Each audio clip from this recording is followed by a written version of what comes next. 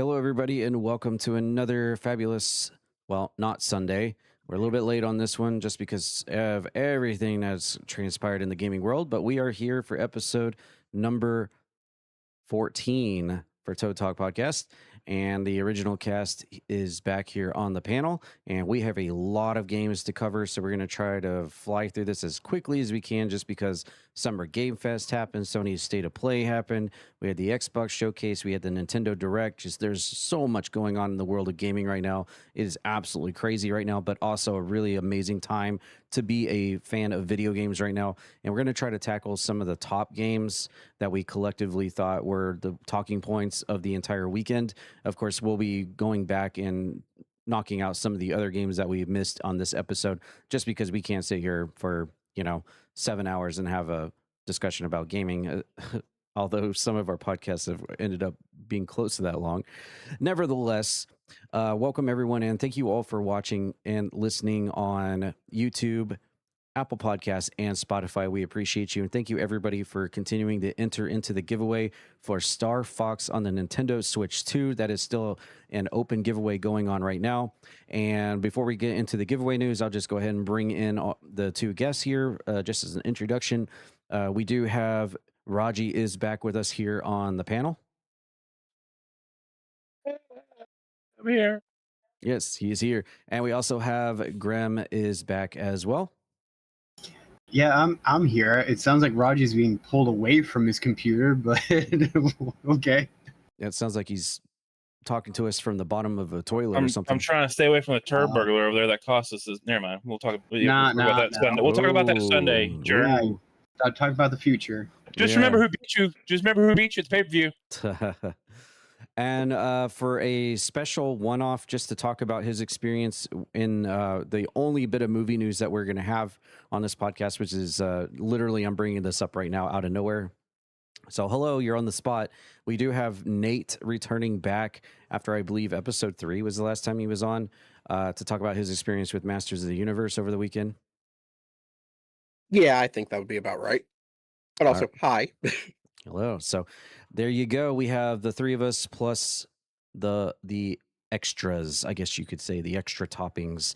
But yes, again, thanks everyone for listening, and we appreciate you. And before we get into any of our bringing your own news to the table, we're going to talk about the Star Fox giveaway currently going on right now. For all the comments, no matter where you're listening to us at right now, for Star Fox on the Nintendo Switch 2. For that, I'll pass it over to Raji to kind of briefly go over that and when the giveaway is going to end and any details you might want to know. Yeah, the giveaway will be the winner will be announced on June 28th, unless something happens and we record it later than that. But we have this episode, 2 more episodes after this with keywords, and this week's keyword is going to be fox butt. Fox butt. There you go. Hashtag fox butt. Type that in the comments and let us know. This is an extra entry for anyone that has already have already submitted entries into the giveaway. So this will count as a new entry into it. And for anyone that hasn't yet, this will count as your first entry. Now, is this with 1 T or 2 T's, actually? This is with 2 T's, baby. Okay, that's I would have figured that, but Grim was asking, so I had to clarify that. Okay, moving on to bring your own news. I'll kick things off, and I just want to talk about how obviously this podcast is going to be absolutely chocked full and loaded of gaming news and trailers that we're going to be talking about throughout all the different gaming shows that we saw over the weekend. But I just want to bring to the table that I not only have uploaded a complete ranking of all of the 20 games from the Sony State of Play before I left for work over the weekend, which is available on my YouTube, but I also literally just posted a 2.5-hour video recapping all 45 games that were shown on the actual summer showcase, the Game Fest. I can't talk. Summer Game Fest showcase. All 40 games I have reviewed, so you can check that out on my YouTube. 2.5 hours long. It's literally the longest YouTube video I've ever made in my life, but it's been fun to kind of gradually move over into that realm rather than just turn the stream on and go live stream. So it's kind of a different avenue for me, but I hope everyone checks out that video and enjoys it. If you like it, please drop a like and a subscribe and comment in the comment section if you think I got it right or wrong. So check the content out. I would really appreciate it. But with that being said, I'll move it over to Raji for what he's going to bring to the table this week. Well, I mean, I'm going to talk about video games. One show that is kind of under the radar, unless you're a sports fan, happened on June 4th. It was EA's opening drive. It was the first time they've ever had it open to the public. Streaming is usually a invite-only event, but they streamed it this year to reveal CFB 27 and Madden 27. And just by looking at both games that they revealed, I'm convinced that this is not going to be your typical reskin of a football game that we are accustomed to. They have done a lot of work on adding and revamping the most played features of which is Dynasty and college football, and then franchise of Madden. They've added a bunch of stuff for college football. They're adding NIL integration, so you can pay your players. You can use that same money to pay staff. You get additional staff to hire. You have facilities management you have to take care of, and your facilities degrade over time, so you always have to keep up with your facilities to keep your players' health, which is a new thing. Player health management is a new thing in this game. With practice rep management, mascot mashup is back. Road to Glory added 3 new positions: tight end, free safety, and edge, which will be the same for Superstar in Madden, because you could transfer your career from CFB to Madden. For Madden, they upgraded lighting. Oh, it's back to CFB. They added I can't think of the word. Dynamic weather. So throughout dynamic weather in the lighting. So it could start snowing. I think it's both games. It could start snowing and it will get heavier as the game goes on. And as you're running through the snow, the tracks to the snow will persist throughout the whole game unless more snow falls. So I thought that was pretty cool. Major features for Madden is a just improved wide receiver and defensive back battles. They've improved a lot of the AI, and just from the stuff they showed off, you could tell. Defensive backs will actually what they call look for work instead of just standing there like, well, I don't know what to do. They will actually actively go look for someone to defend, instead of just waiting for someone to approach their zone. I think it's going to be great. I played the beta. I was in the closed beta for CFB 27. I can't talk about it, unfortunately, due to their NDA. And Madden's closed beta starts tomorrow. I'll be part of that as well. So I can only talk about what has been publicly released. But I thought I'd bring that to the table because I'm pretty excited for both sports games. I get to play CFB in 3 weeks. 3 weeks from tomorrow, and Madden in August. So can't wait. Nice. I know you were talking about that a lot and super excited about what they're going to be doing this year. It seems a lot different than previous iterations of the game for not only college ball, but also Madden. So that's really cool. All right, Grem, what are you going to bring to the table this week? Well, I got 2 things, but it's gonna be really, really quick. The first one kind of just happens to be today. It is National Iced Tea Day. I love Arizona iced tea a lot, so I was like, ooh, iced tea day, and I've already had my iced tea for the day. So I'm having iced tea right now. Yeah, see, so happy National Iced Tea Day. And then also cheers, mate. Cheers. And also to kind of bring awareness, this month is June, so it's Men's Health Month, to just raise awareness for health problems and encourage early detection and treatment and diseases. And so, men for the most part are pretty prideful people, so and stubborn at times. So if you feel like something is wrong, definitely talk to friends, go to a doctor. You're not alone at all, and just make sure you're checking on everyone that you love each and every day. So just bringing those to the table. Yes, absolutely. Happy Men's Mental Health Awareness Month, as well as Happy Pride Month to everyone who celebrates as well. 2 very important holidays throughout the month of June to celebrate and be more aware of for sure.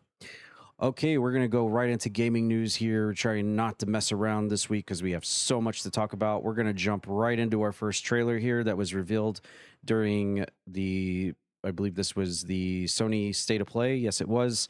So let's check it out. Tomb Raider is back, Legacy of Atlantis. Let's take a dive.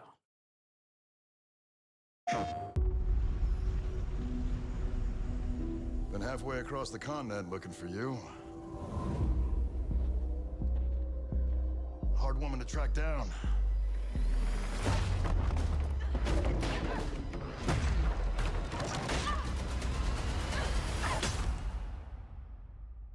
Well, you found me.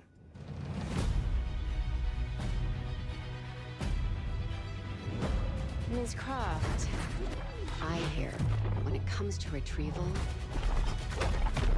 you're the one to hire.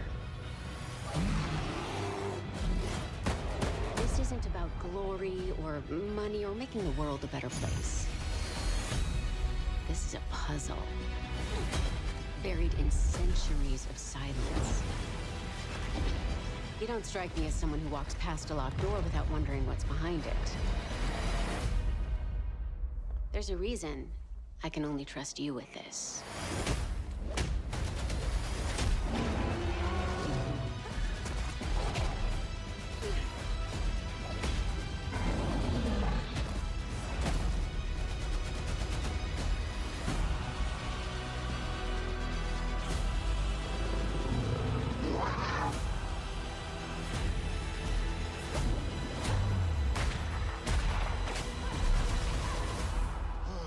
Gotta say, you captured your good side.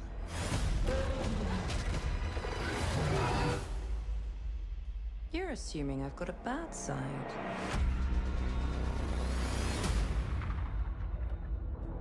No, Lara, you do not have a bad side at all. But there you go. Tomb Raider Legacy of Atlantis coming out this February. And fun story about this game, when I did my Sony State of Play ranking, this was actually, spoiler alert, #1 on my list for most anticipated from the entire Sony State of Play. And that was even higher than the Silent Hill game that's coming out, which surprised me as well. But you'll have to watch the video to see the reasons why. But super excited for this. I am absolutely going to pre-order this. I can't wait to play it. Everything I see about this game looks really amazing. Looks like it's a complete revamp of the original Tomb Raider 1 story. I love the fact that you have Larson sitting there talking to Lara. You've got the appearance of Natla in there. The fighting with the bear looks awesome. You're going through Egypt and just reliving all these iconic places and destinations that you know from the original Tomb Raider game. And I'm all for this. Like, I think this is great. I know from one of our community members and also fellow guests of the podcast, Coke Soda Can, said that it was kind of weird that they're advertising for this on every Tomb Raider game on Steam except for the original Tomb Raiders. Instead, they're shilling the Tomb Raider 1, 2, and 3 remastered at the top of their game list, which I guess he thought was really strange because they're doing that. But I don't know. I mean, there's always going to be like Tomb Raider 1 OGs, the loyalists that are always going to, say that the original game is always better. I kind of feel the same way about the Resident Evil when you go to like the original game there. So, people's opinions are going to be what people's opinions are. But I'm one to say, like, if this is coming out with today's technology and it lets you have another chance to relive that world and experience that game all over again through today's technology and today's means, then why not give it a shot and try it? And if you don't like it, then you can still say that the original is still your favorite, and maybe just at least give it a chance and try it out. But I am definitely going to do this. I have to definitely absolutely pre-order this. And it looks like it is coming out February 12th, 2027. In fact, I already set an event on my Discord server for this game for when I'm going to play it. And again, this was #1 on my everything, all 20 games in Sony State of Play. This was my #1 game. So that should tell you how high up on the list this is for me. Raji, how do you feel about Tomb Raider Legacy of Atlantis? Do you have good faith in Amazon Gaming that they're behind this? And do you think that this is a good, pretty faithful adaptation of the original game? Oh, I'm about to say something that's going to be a little controversial. I have tried to get into Tomb Raider, and I cannot do it. I don't know what it is. So I really have no opinion on this. It does look great. It looks like the gameplay might encourage me to give it a shot. Maybe I'll like this version better. I've never tried the remasters of the OG games, but yeah, I have no opinion. It looks great. I know fans of Tomb Raider have been clamoring for this for a long time, and can't wait to see them all get to relive it. Okay, no problem. Grim, what are your thoughts on Tomb Raider Legacy of Atlantis? Yeah, it looks pretty. It looks pretty smooth. I know, like Amazon Games, they did I had the name of the game and then I completely lost it. It's an MMO that is going to be closing down at the end of the year. I cannot. New World, that was it. New World, yeah. So seeing kind of like the graphics and everything from what that game studio can do, this looks really, really, really good. Yeah, I can see why a lot of people are excited for this. And like you kind of touched on it earlier, like if you want, the original to be still your favorite, no one's making you play this game at all, but you should you do yourself some justice and actually try the game. I love the fact that this looks very puzzle heavy as well. I think that was kind of a big thing in like the earlier Tomb Raiders was, puzzles, figuring it out and everything, rather than just what we get nowadays, which is like the run and gun, action pack kind of deal. Using your mind and everything goes a long way back then. So it's good to see that come into life probably in this game too. It looks like. Absolutely. And I actually Is Amazon also sorry? Amazon's also doing like the new entry of the Tomb Raider games, right? I believe so. Yeah, they do have another brand new this is like a reimagining of the first game, and then they have Yeah. another game that's going to be further expanding where she's much older and it's kind of like a new game. I would have to fact check myself on that, but if they're involved in this one, I would assume that they're involved in that one as well. Okay. But real quick, I just wanted to just put a cap on this and say that it was really funny that I saw a discussion on social media the other day after this trailer was dropped. It was like over the weekend where I saw a discussion and a debate on social media where someone was talking about, in the infamous glory of the Tomb Raider community when it comes to Lara Croft, you can never get anyone that just fully agrees on it. Where someone was saying that Lara Croft in this game actually looked too pretty. And I was like, how is that even a bad thing? How is that an argument? How could she be too pretty? Because there for the longest time, it was a lot of people that were really not really up on the design of Lara Croft, where she was going. I think it was specifically in the Call of Duty pack where they just were not really a big fan of her design in that. But I have always been a big fan of how they portrayed Lara Croft in this game. I think she looks great. I think she looks probably at her best here, just overall. I think she looks really good. And you know what? If she looks too pretty to be in Tomb Raider Legacy of Atlantis, then you know what? I'll happily volunteer to play as Lara Croft being too pretty in Tomb Raider Legacy of Atlantis, let me tell you. All right, with that being said, we're going to move on to our next game, and this one was a big one, and this one comes from the Nintendo the Nintendo showcase that happened over the weekend. And I have actually not seen this trailer yet, so this will be for the first time for me. And this was like the biggest news that came out of the entire Nintendo reveal over the weekend. So let's take a look here and see what this remake is all about. Long ago, there was a land called Hyrule, created by beings of supreme divinity. At the very edge of this kingdom, there lay a small forest. Within it, an ancient solitary tree quietly watched over the inhabitants of the forest.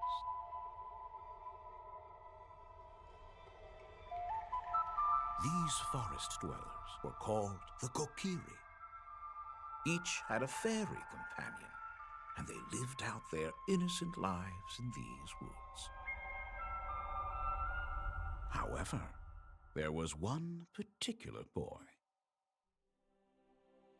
who did not have a fairy.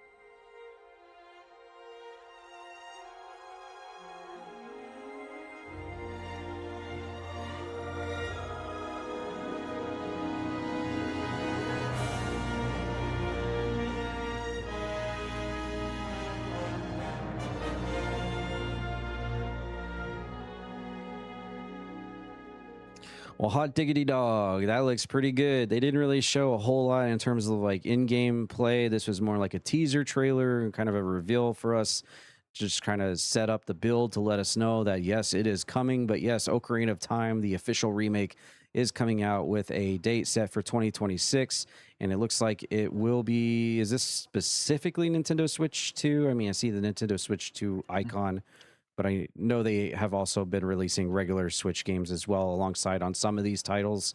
But yeah, this was the first time I seen this, and hey, I mean, I love the little the Ocarina little do do do. Like that was just so awesome to just hear that. All you have to hear is those three notes, and you know immediately what game is about to grace your eyes. And really cool. I love everything about this so far. I was really late to the party on Ocarina of Time because I never had an N64. It wasn't until I started becoming really a live streamer on Twitch that I really got to sit down and play Ocarina of Time and Majora's Mask. But I've now played through the game twice now, and I've learned to appreciate it and understand why a lot of people love Ocarina of Time and still hold it as one of their favorite games of all time for sure, especially and more specifically their favorite Zelda game of all time. But I love the design of Link here. He looks completely reformatted and in like 2026 graphics here, and I want more. I want to see what the game is going to look like here with this kind of graphic set. But I know the entire gaming world was buzzing after they saw this on the Nintendo Direct, and I'm a fan of this, and I got to get myself a Nintendo Switch too. What say you, Raji? Oh, baby.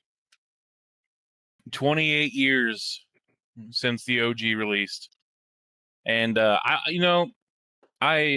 that was one of the introductions to gaming that I had. I had an N64 and a SNES, and I played Link to the Past and Ocarina of Time. I mean, I was late to gaming a little bit, but I absolutely loved Ocarina of Time. Absolutely loved it. When it came out on the 3DS as a 3D port or 3D, what do you want to call it? That was pretty cool. I played that too. So to get a complete remake built from the ground up is something that I covered on the podcast. One of the early episodes. At the time, it was a rumor, along with maybe a special Switch to come out with it. But we didn't get any news on the Switch console. But this just the way it looks and that tease of the way the character looks in the trailer and the biggest shock of them all is we're getting it this year. That was the biggest shock of that trailer. I was expecting 2027, but it said 2026, and I'm just like, oh man, we're getting it this year. And I have a Switch 2. I'm ready to go. Give me the pre-order. I'm doing it. I cannot wait to play this game again. It's going to look great. I know one thing I saw online about this is people are excited that it is not Breath of the Wild graphics just from the trailer. Again, it's a trailer. Anything can change between trailer and gameplay. We've learned that a lot. But I'm excited regardless of the graphics, if it's Breath of the Wild or just completely original graphics that they come up with. But I'm excited. I love the series. Love Ocarina of Time. Can't wait. All right, Graham, what are your thoughts? Ocarina of Time is back with a big remake coming out later this year, 2026. Yeah, can't wait for all the speedrunners to play this game and us hearing ha ha ha ha ha ha. You know, that's all I know now when it comes to Ocarina of Time is just speedrunners doing the jumping glitch. Honestly, though, the game is very, very large and vast, and it was about time for this to actually have a remake. Like you, I wish we had seen just a little bit more, just to kind of get a little bit more, substance from this. It is cool though that it's coming out this year. Knowing our luck, where it'll be in September, where every other game under the sun is coming out. But I mean, hey, maybe they'll give us a little bit of break and be like October.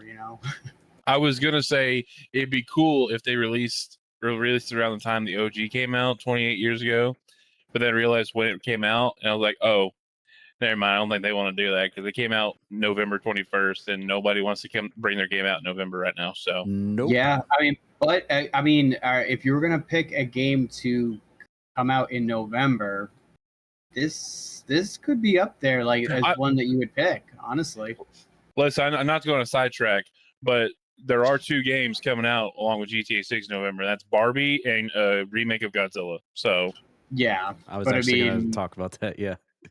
My yeah, bad. so- My bad. But yeah, I mean, again, I mean, if you're gonna pick a franchise to go toe to toe with GTA, I mean, obviously, this is one of them. But yeah, you're right. It wouldn't be smart to do that. But I mean, we'll see. Maybe it will be December. You know what I mean? Which again, technically is 2026. Again, though, I wish I could have seen just a little bit more. But the trailer was pretty cool. Yeah. I'm sure we'll get a direct. I'm sure we'll get a direct focused on this game. Yeah, we'll definitely have to see. I think that if you were gonna rival GTA, why not bring out one of the heaviest hitters in video gaming history in Ocarina of Time? So, whether or not Nintendo really wants to belly up to the bar and do that against Rockstar, we'll see. But I don't know. That'll actually be interesting to see when they actually drop a release date for this. Do they really have the bravery to take on the GTA with this? If any game could do it, I feel like it would be this one that we have on all the lists that we have coming out. But do they have the big Triforces to do it? Do they have the wisdom, power, and courage to be able to do this against GTA? We'll find out when that release date is revealed a little bit later, I am sure, and probably another Nintendo Direct, like he said. One more thing to add to this that I just read. Apparently Nintendo never officially used the word remake. They used the word rebirth, which is leading fans to believe that this actually is a reinvention of that game instead of a graphical facelift, which a lot of remakes these days will do that. They'll kind of reinvent the game and story just a little bit, but not too noticeable. Well, somebody from Nintendo better tell GameSpot, because they have official remake in their YouTube title. Yeah. All right, moving on to our next game, and this is one that made me emotional when I first heard news about it. I have not actually seen the gameplay reveal trailer here. Don't worry, this is not the 20-minute version that I heard played. I still have not watched the Xbox showcase, by the way. So anything that was on the Xbox showcase is still brand new to me, and this is one of them. Although I knew this game was coming out, I didn't know of a release date or any further news about it over the weekend. This is the first time I'm going to be watching this, but here we go, baby. This is one that I have been super stoked and excited for, maybe even more so than Silent Hill or Resident Evil, is Gears of War. My boys are back together again. Hell yeah, let's take a look.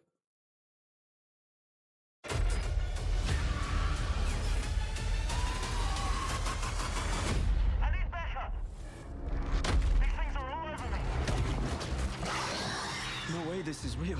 It's pretty fucking real to me. We need guns. This isn't enough. They shoot, they make weapons, they fucking talk, Marcus. Fucking hell! Look out! Oh, shit!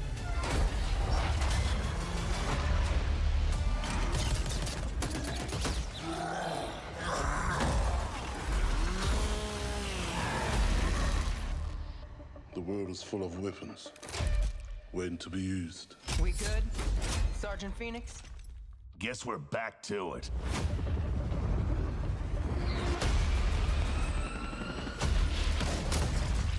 Cover me!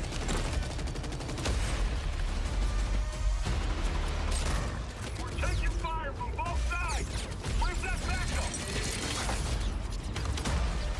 Let's fucking go! Is that all you got? Another hole popping up! Let me try something.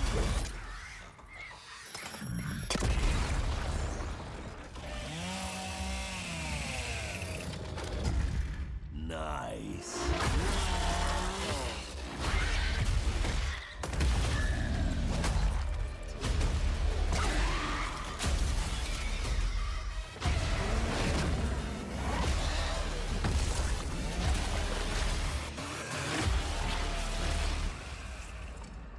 So what now, Marcus? We save everyone we can. Oh, daddy. Okay. Holy fucking shit. My thoughts exactly. And we get a pre-order bonus, beta early access August 6th. Woo-hoo-hoo. Man, that's a lot quicker than I thought that this game was going to be announced. They talked about this several years ago, and then nothing would ever come up. I kept waiting after that initial Xbox showcase reveal that they had of this, where I just got super teary-eyed and emotional. Just the fact seeing Marcus and Dom back together again after the journey. Oh my God, I'm trying not to get emotional again.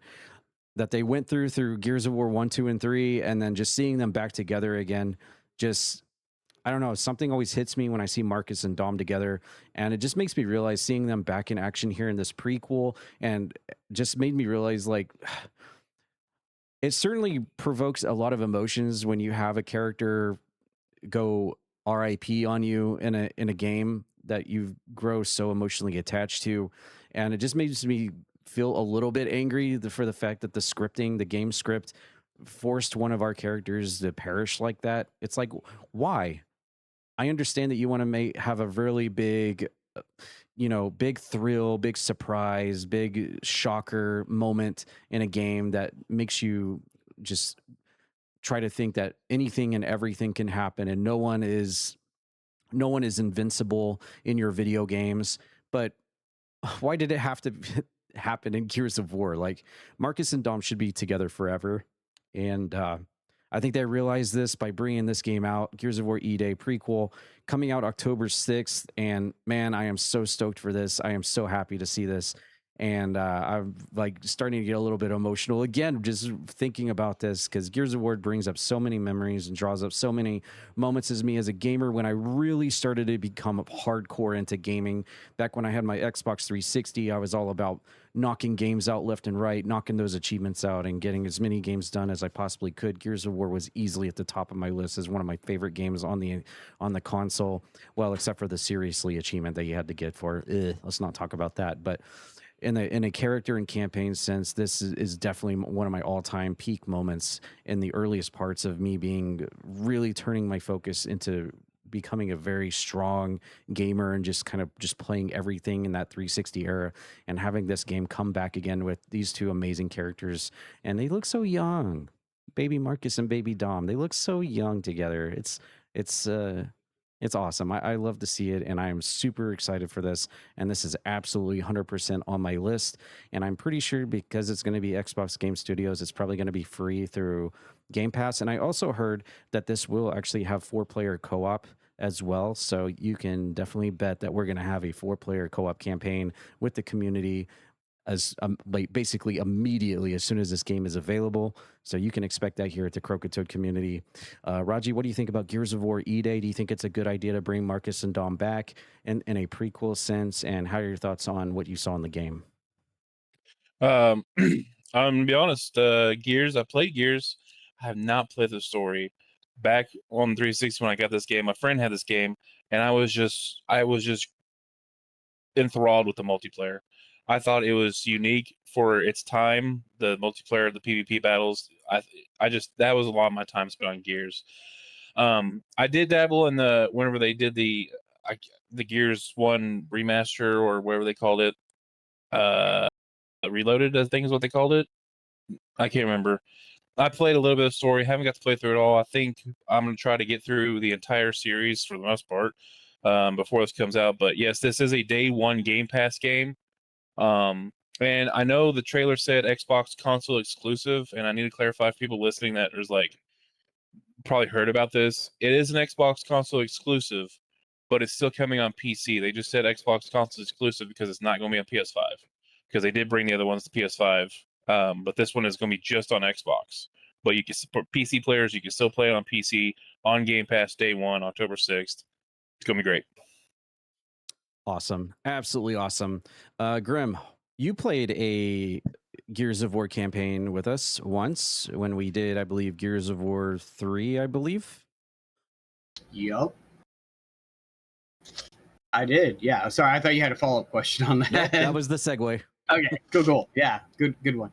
No, this looks freaking amazing. It really does. I feel like it feels more alive in this one because you're trying to help civilians and everything, but at the same time too, it's still new to like them and what's going on with this invasion and everything. It's not like, oh man, we've been doing this for a while now. It's like this is the first like contact, if you will, and it gives you like a real sense of fear and like, oh man, like this is like crazy.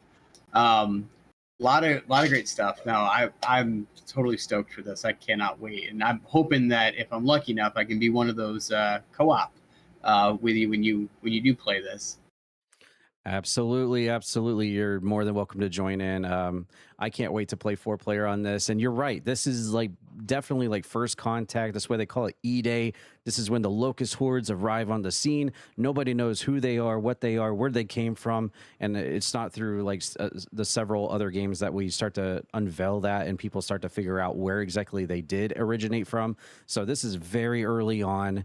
Like you said, day one contact here with the locust horde as the civilization of this planet starts to figure out like, oh my God, we're getting overrun by this somewhat alien race. They're coming out from holes in the ground. We're just going to call them grub holes, by the way, because Marcus Venus calls them grub holes anyway. And we do what Marcus Venus does. Man, I am so stoked for this. I am so happy for this. It's on my calendar and I've already got it set up as a Discord event. You can bet your bottom dollar I am playing this ASAP, and I am imploring 3 other players to play alongside me. I don't think it's going to be very hard to get 3 other people to play through this with me because this looks absolutely fantastic. Well, I know we're playing at QuakeCon. Oh yeah, I guess it'll be out by. No, the open beta is the week of QuakeCon. Ah, nice. So, and then I don't know if you saw it. I sent you a picture of the E-Day Collector's Edition. I need that like right now. So can I buy that now? Yeah, its pre-orders are up on the Xbox shop. But hopefully you do it through Xbox and not Walmart. Not to throw shade. But maybe you'll get this one before Resident Evil comes in. Who knows? Yeah, right. No, the Resident Evil, I have to check, but the last time I checked, it was still December 31st, 2026. So hopefully I get Gears of War E-Day once I pre-order the big boy edition with that nice and amazing, nice looking sculpture there. I want to add that to my collection. You're saying nice now until I tell you the price. Oh, what is it? Something outrageous like $800? No, not that bad, but it is $300. Oh man, it is Gears of War. It almost might be worth that. I don't know. Oh, that's a tough one, man. Ugh, that's a tough one. Well, I'll have to think about that as we move to our next game. And this one was a recommendation from one of our panelists here on the panel. He wanted to take a look at this. It's called Gate Guard Simulator. And this is from the IGN Live 2026 event over the weekend. And, well, I guess you basically play as a guard, and are you going to let the people in, or are you going to say, halt, you may not pass? Let's take a look at the trailer.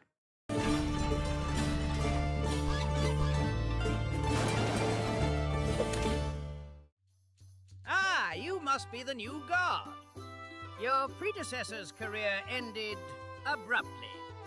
Let's hope you learn from his mistakes. For example, when you review a visitor's papers, make sure the names match. If they don't, do not admit him. Next, make sure you check their guild stamps.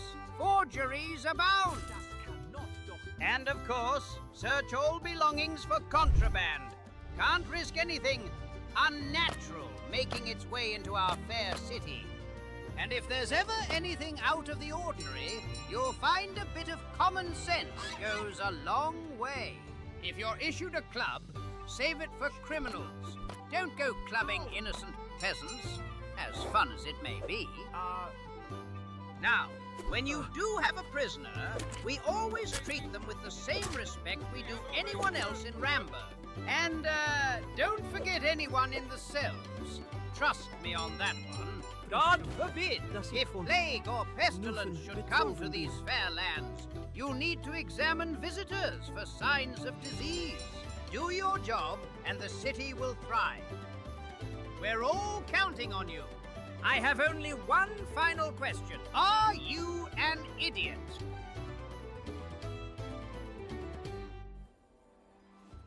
No, I wanted him to click yes. I wanted to see what would happen. I guess that's the hanger to make you get the game is if you clicked yes, if you are an idiot, what's going to happen? And they're going to make you play the game, but get the game in order to answer that question. What a great way to end off the trailer there.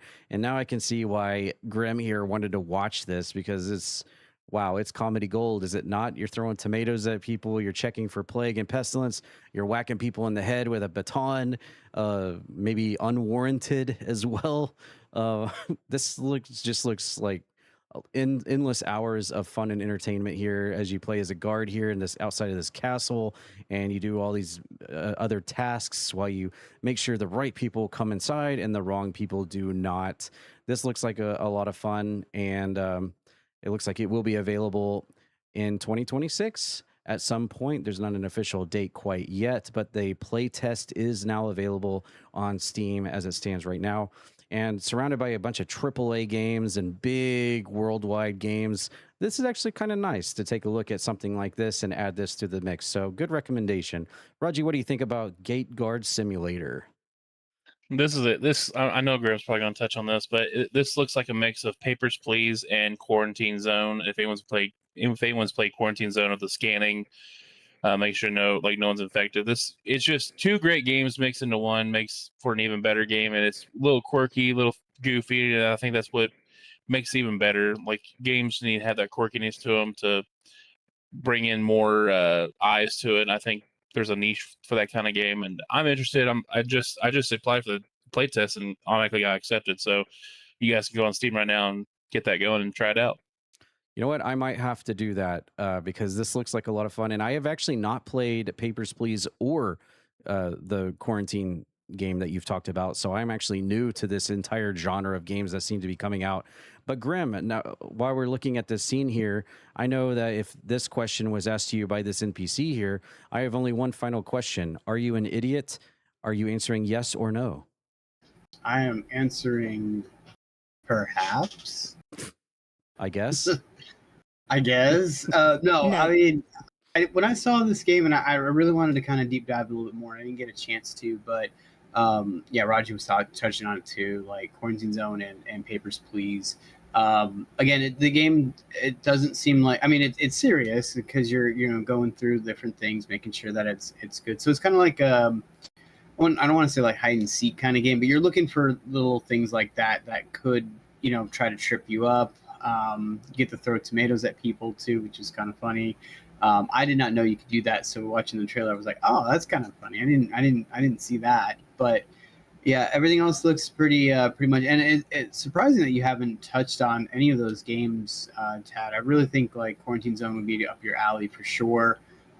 This one's you seem to have a little bit more freedom, which is nice. You can kind of go around and do whatever you want. You can mess around. You can actually be serious, or just have fun in the whole grand scheme of things. So however you want to do it. But yeah, it does have a lot going on in this game as well, in terms of like trying to make sure you don't mess up on one wrong little thing, like one little detail that you forget that isn't allowed in the castle or something like that could really ruin the whole game.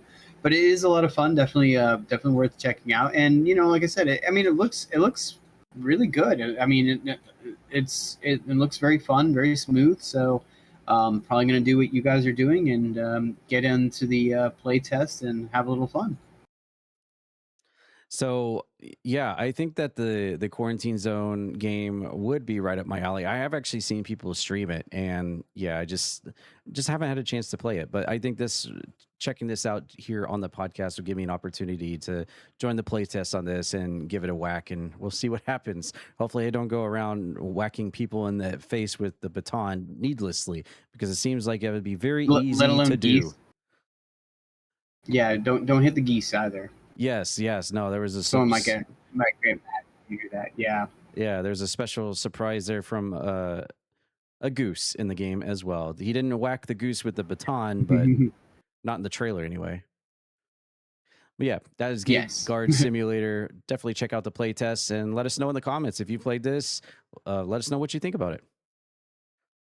All right, moving on to our next game. And this is a game that was revealed during Summer Game Fest. and I covered this in my 45 game ranking video, but we'll take a look at it here just because it's the return of a horror franchise back to video gaming once again, and I just wanted to bring it to the podcast here.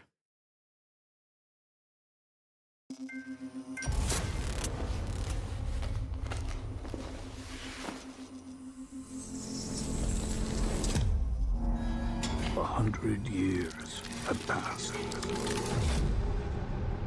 since the genesis of your legacy. They call you a monster,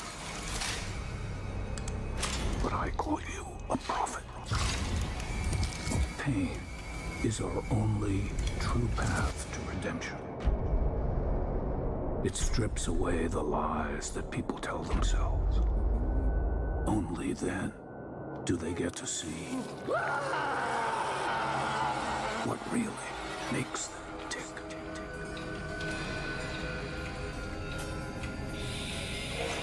A sacrifice must always be paid in blood. Live or die.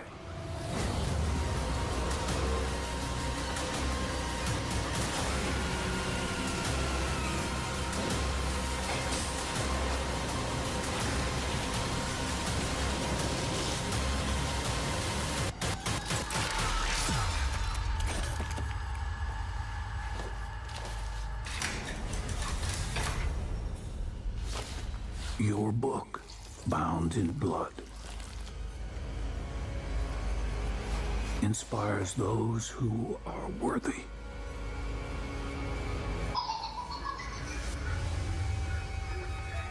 The spiral bleeds ever deeper. Let the games begin. Let the games begin. I'm so happy to see Saw back in the video gaming franchise. Obviously, I've experience with Saw and Saw 2 Flesh and Blood on the Xbox 360 and PS3.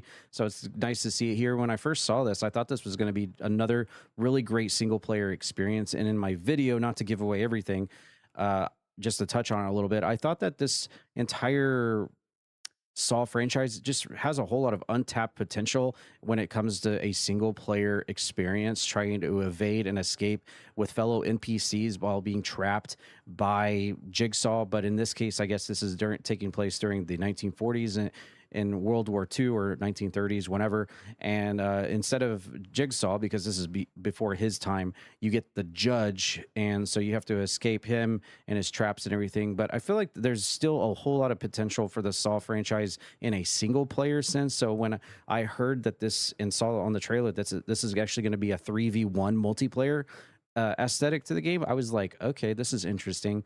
And kind of some of my drawbacks were like, is this really going to hold up after the time of the freshness and the newness wears off? Because there's so many other 4v1s, 3v1s out there, especially in the horror sense, that is Saw really going to be able to hold up against all those and withstand the time? Because you got to have players on this to keep the feeding going and keep the games going.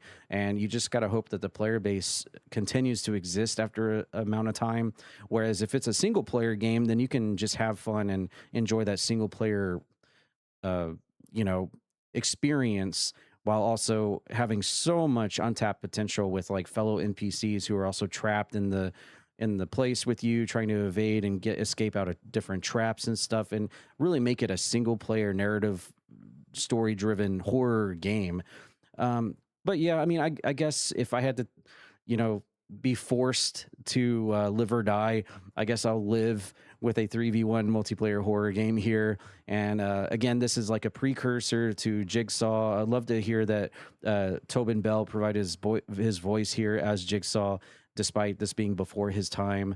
And then I saw in the description here that there's a very interesting thing that one player will be the Judge, who is basically like this game's interpretation of Jigsaw. And then the other three people will need to survive as the accused. And it says also all four players will need to fight to either trap the accused or escape the Judge's treacherous maze. So it's almost like a 1v3 v1v1v1, because it sounds like you can either PvE this together as a team, or you can PvP each other to like turncoat on each other until you're the last one standing, and then you have to face off against the judge. So I guess it's in your best interest to work together as a team and have that 3-on-1 element against the judge rather than betray each other. And you have better odds that way. If not going to bring Steiner math into it or anything, but yeah, in the Croakitoad community, you never know how that's going to go down when it comes to like having teamwork and stuff to work together to achieve a goal at the end of the multiplayer game. Ha ha ha.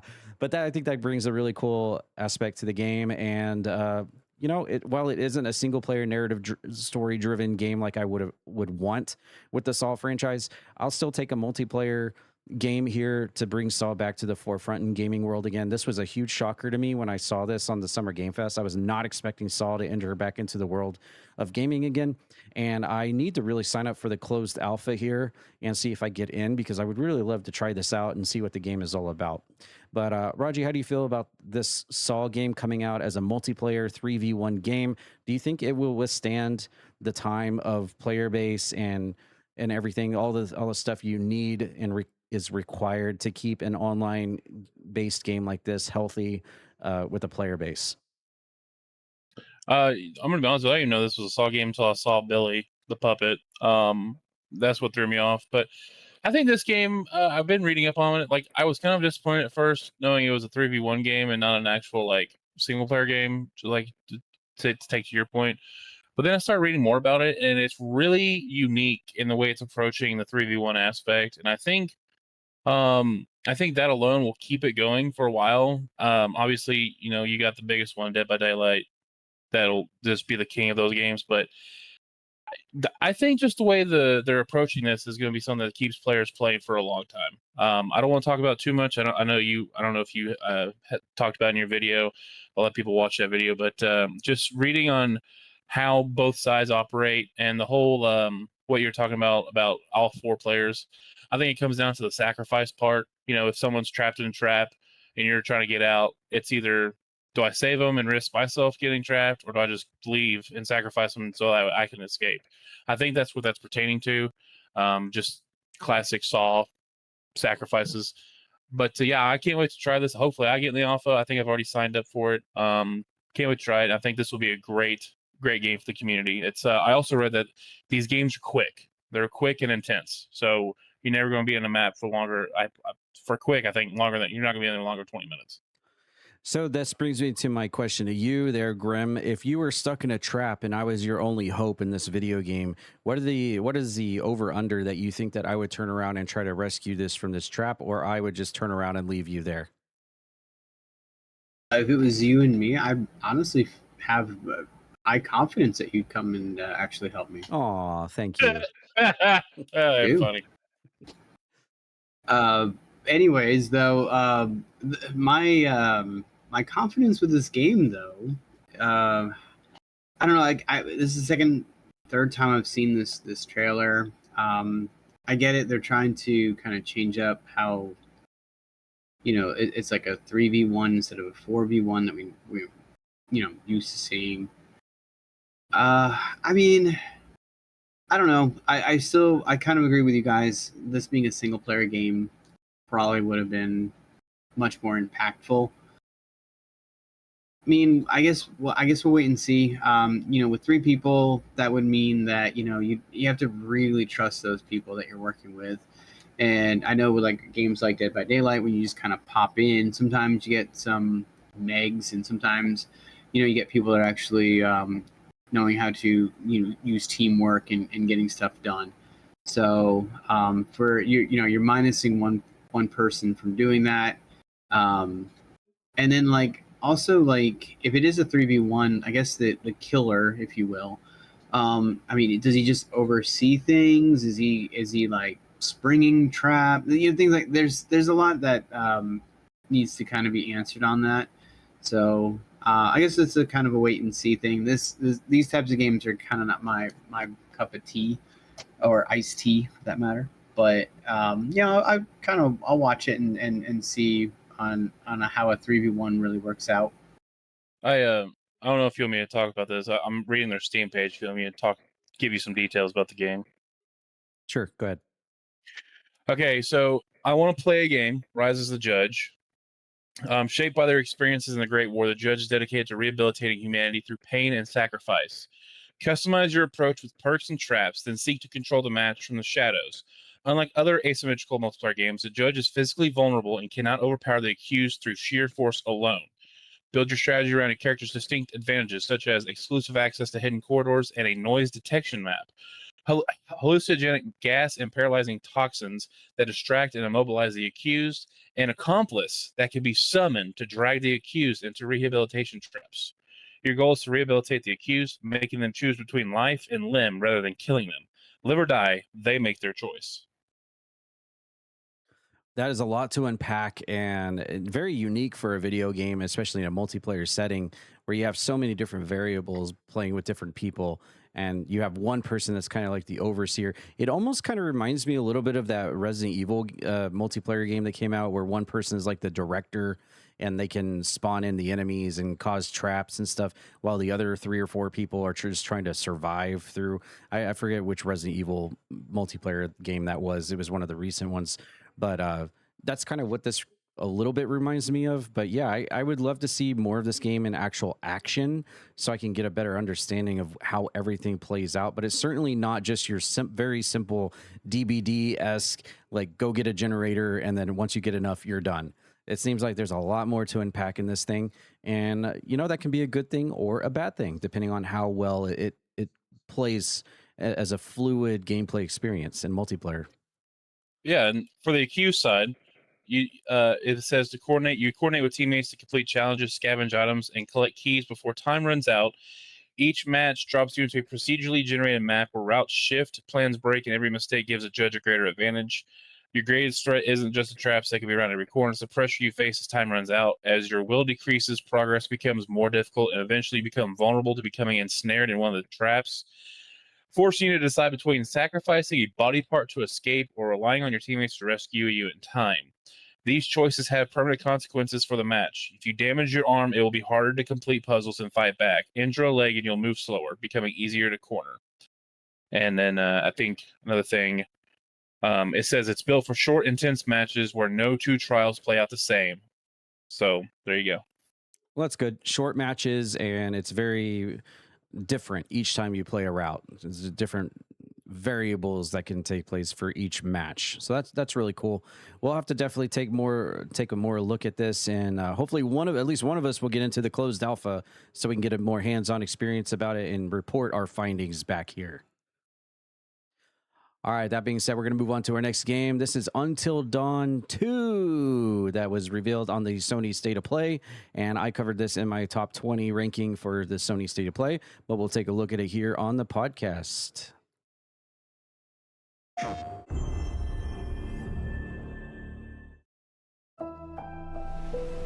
Akashima Island, haunted by dark stories. Our goal: confront the evil, corrupting paradise. This is Dead True International. Thanks. Come on, let's get a photo together.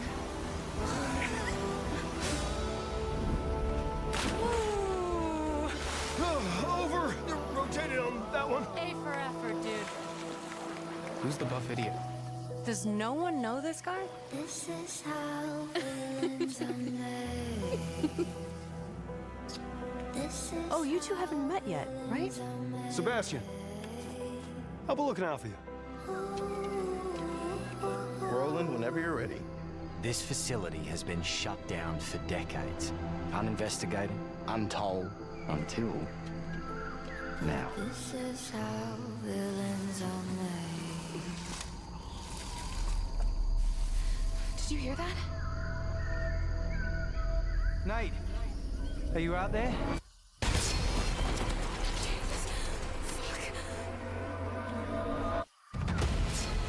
We gotta go.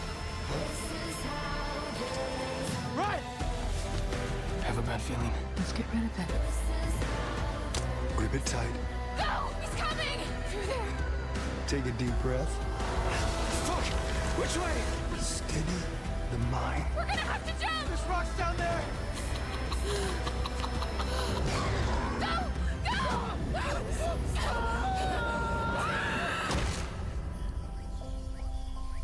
Can you do what needs to be done? Very nice. All right, we have Until Dawn 2. And again, I covered this in my top 20 state of play for the Sony on my other video, but I just wanted to recap this again.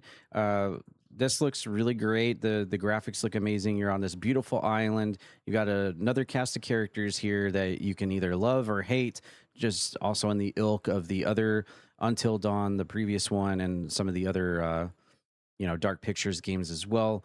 You got really variety, I guess you could say, of cast members here. And of course, you have my personal favorite guy there, Dr. Montgomery, who is, of course, Billy Hargrove from Stranger Things. Glad to see him in the game to make his, I believe, his video game debut here. So that's really cool. I really hope that I don't end up accidentally killing him when I get around to playing this game. But it looks like it's going to be the same as the first game. Lots of choices that you can make to either kill everybody or try to get everyone to survive. The story is actually kind of interesting. You have this group of people that go to this island, and they are basically a paranormal team, but they fake all of their findings for clout and for clicks and stuff. And so they go to this island, which is actually legitimately haunted. And so they run into an issue, and then you have this masked killer running around here that starts killing people as well, that we see in this trailer. And then things start getting really crazy. And then you got a little bit of hanky panky in there in the game as well, just like we did in the first Until Dawn. But yeah, it looks like it's going to be of the same ilk of the first game. One of my negatives on this game in my video was that, do we really need an Until Dawn 2 though? There's such thing as just having a original game without any kind of sequel or spinoff or anything. You can just have a blank game. Is an Until Dawn 2 really warranted here? And is it going to hold up to the original game? Because as we know, Until Dawn 1 is held in really high regard. Lots of people love that game. And it's a great PS4 classic that is just overall really well regarded. So a second one here, is it going to be able to withstand that and stay up there with the original? Or maybe it'll surprise us all and be better. Dare I say that? I almost feel like I'm betraying the gaming lords by saying that it would be better than that. But hey, stranger things have certainly happened. Haha. See my pun I did there? Haha. Like Stevie Richards. Haha. But yeah, this looks fun regardless. I will go into this wanting to play it as soon as I get a PS5, of course. I don't know if there's going to be any kind of PC port for this. It might be just stuck on that Sony PS5, knowing how these games go here with the PlayStation Studios. I don't think they're going to be relinquishing this anytime soon. So as soon as I get a PS5, I'll be willing to try it out and check it out. But Raji, what do you think about Until Dawn 2? Were you surprised when they dropped this on us over the weekend that there would actually be a sequel with a whole new cast of characters in the Until Dawn franchise?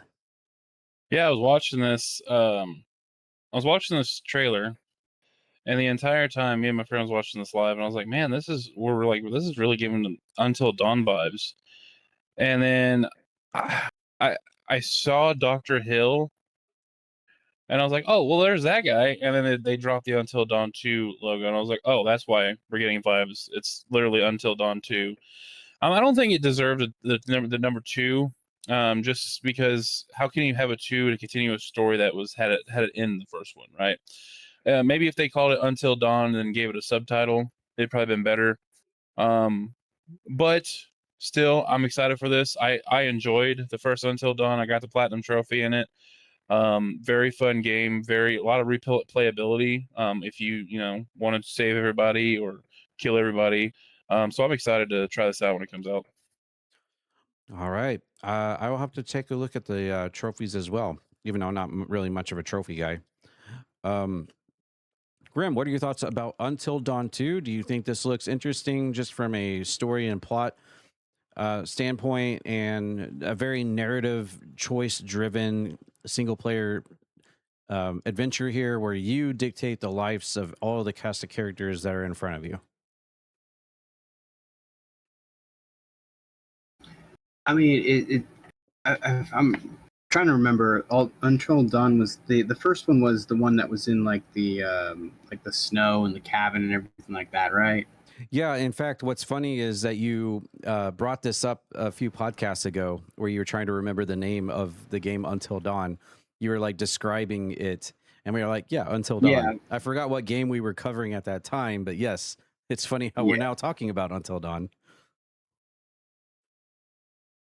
Yeah, 2, of course. But no, this one, it just seems like it's probably going to be very, very similar to obviously the first one. It looks like more just like very much brighter and colorful more than what it was before the first one. So other than that, I mean, I wish these type of games kind of interest me, but I'm not a huge fan of like these type of games. But I mean, it looks really good. Like I said, it's got the story. It's got replayability, like Raji was saying. Your choices matter. But I just don't see myself actually playing this game because these type of games I would be wanting to try to do like what was it? Try to save everyone. So, and I would feel bad if somebody was to die, even if I was trying to save them, and I'd feel really, really bad. So that's why I don't really play these games as much. But I mean, it looks really good. This game, like the last game, there was a couple characters that you wish you could kill off really fast. Yeah, some of the characters you may not actually like. We don't know about it in this one, but I'm sure there's going to be a very detestable character in this group of characters as well, just like in the original game. But I'm with you on that. When I try to play a game like this, I grow an attachment to all the characters, regardless if I like them on a personal level or not. I just want to see everybody make it out and survive and get that good, happy, Zazarus Grim smile, happy ending. But unfortunately, in games like this, it's very easy to make a slip up in one wrong move, and whoopsie, that character is now a splatter on the rock. Yep. All right, well, that's all Until Dawn 2, and I'm sure Sony has got their big Sony claws all over this, so it's going to be on PS5 and only on PS5, I'm going to assume, for a very long time, if not for all the times. So I will have to get around to getting a PS5 so I can actually finally play this, unless there's going to be some sort of PC port. I don't know. I mean, never say never, right? But that being said, we're going to move over to our next game trailer. This one is called Senua, and this is the third game in the Senua saga that we know as Hellblade. And this is a big shocker to me as well, because as I said, I have not watched the Xbox Game Showcase. So we'll take a look at this real quick and see if this one stands up to the first two.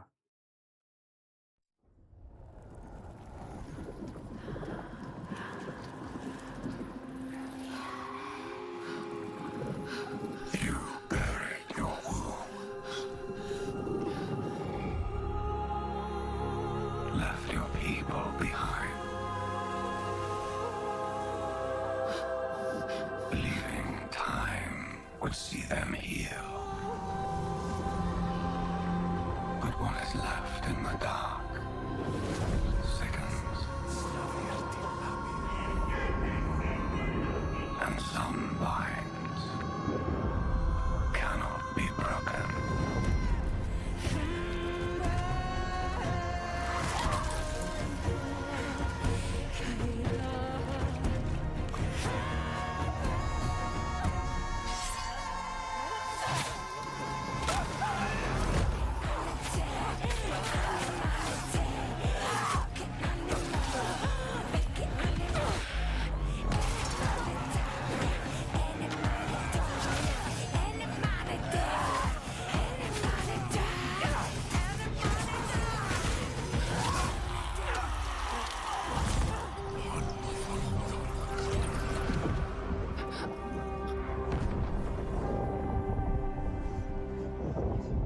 Accept what waits for you.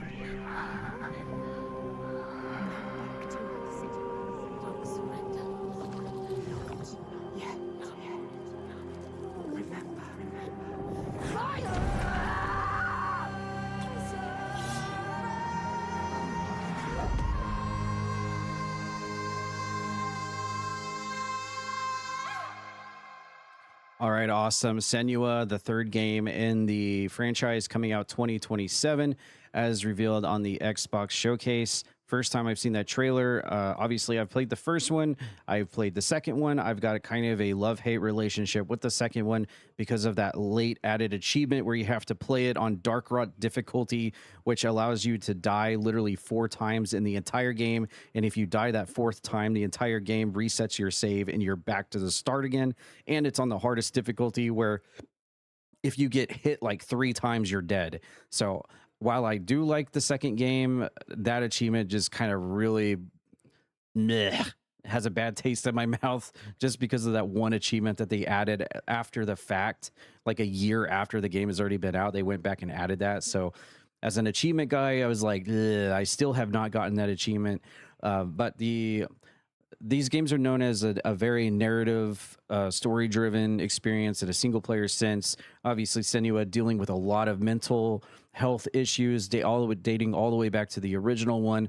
A lot of people really hold these games in high regard because of that, and her dealing with all of these different situations. It's been well documented that the developers behind the Senua games actually reach out and talk to like different kinds of psychiatrists and doctors and mental health specialists and people that actually suffer from some of these conditions about how their day-to-day life is and how they experience going through all these different conditions day to day, and they apply this to their games. And this looks like it's going to be more of that here in this game, with just a lot. The graphics have always looked really good in these games, but this one looks like it's even better.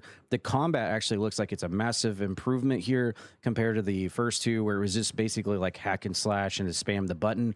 You get like stealth kills here in this one. The moves that you're doing looks a lot different, a lot more variety in your combat here this time around. You're able to throw weapons this time, dodge things, and it looks like they just made an overhaul in the combat here from what I'm used to in the first 2 games. And the only thing that I didn't really understand what was going on in the story was the story. But I mean, visually and combat-wise, this looks really good. Just an improvement over the first 2 games.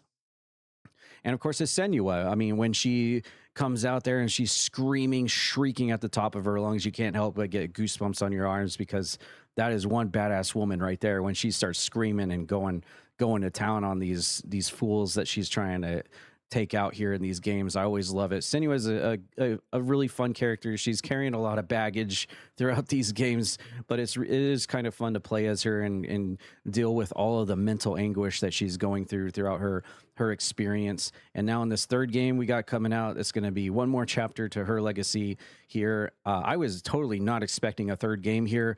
I know some of the slack of the second game was that a lot of people felt like it was just a lot of walking, a lot of downtime. You get like this forced combat arena here, forced combat arena there, but in between there was just a lot of downtime, lots of lull, and in between the game, lots of walking, nothing happening. So I'm wondering if they have listened to the critics of the second game and have kind of fixed that in this one, where it's kind of a little bit more balanced.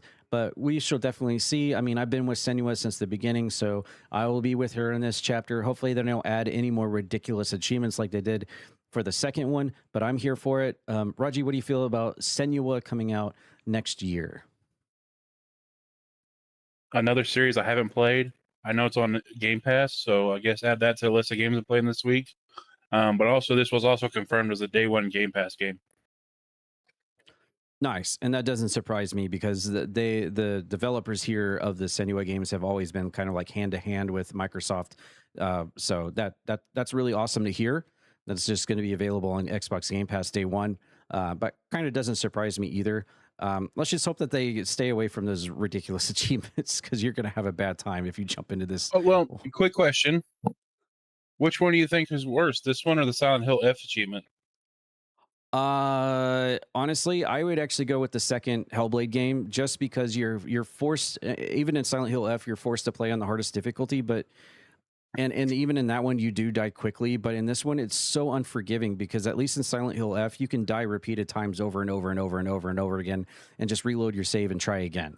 And yeah, you're going to get mad because you're dying in like 3 hits or whatever and the hardest difficulty is done, but the fact of the matter is I completed it and I finished it. So I know I can do that. Whereas this other achievement in Hellblade 2, I have yet to get it.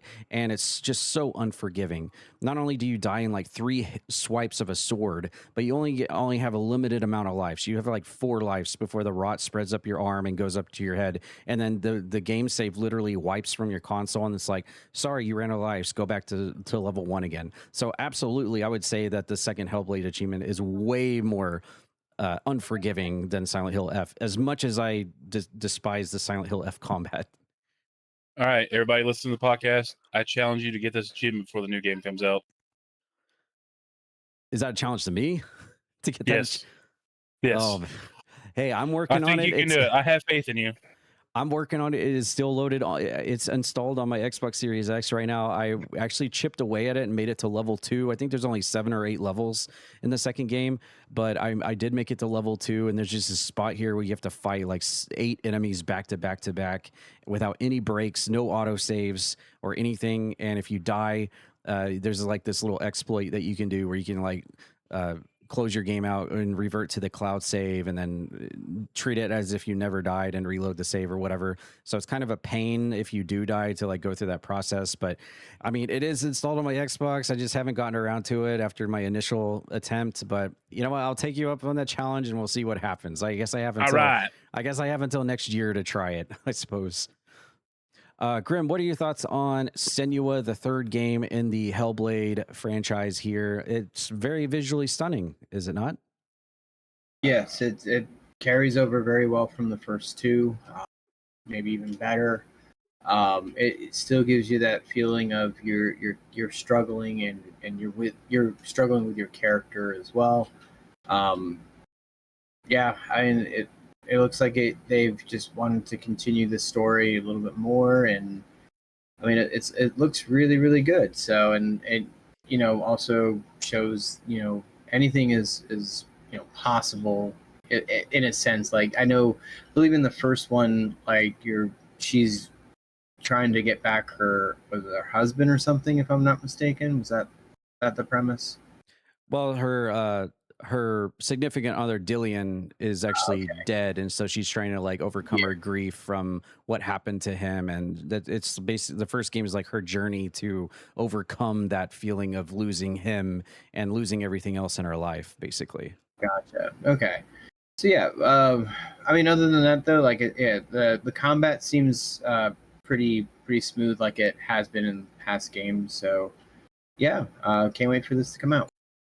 Nice. Yeah, well, there's one thing that you can expect from the Hellblade games, and that is that the developers take the mental health, the symptoms of mental health, all the different kinds, very, very seriously. Like they go to researchers, they go to doctors, they go to psychiatrists, they talk to people that suffer from all these conditions, and they sit down with them one-on-one to try to figure out how they can integrate all of those symptoms into their game. They did that from the very beginning, and that's a very serious thing for them, and I applaud them for adding that to a game, because you don't really get that kind of serious kind of integration over into video gaming, so I applaud them for that. And the other thing is just the visually stunning graphics that you're going to get from these games. So those are the 2 big things that you'll get from the Hellblade franchise, and Senua is definitely of the same ilk for sure. All right, moving on to our next bit of gaming news. Apparently, I had no idea that they were already dropping another character here for Overwatch. This one's called Shion. I hope I got that right, but they dropped this trailer a day ago through IGN. This is a hit action hero shooter. Oh, well, that's a description of Overwatch. We know what Overwatch is. Shion is the latest hero being added to the roster. Explore Shion's story across neon-lit streets of Tokyo in Overwatch, launching into Season 3 on June 16th. So that's 6 days away to get Shion. Let's take a look at... Ooh, this is a long one. We'll take a look at this trailer and see what Shion's all about.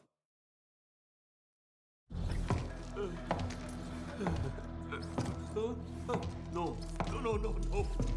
Please! It won't happen again! I swear! Aww. I love it when they beg.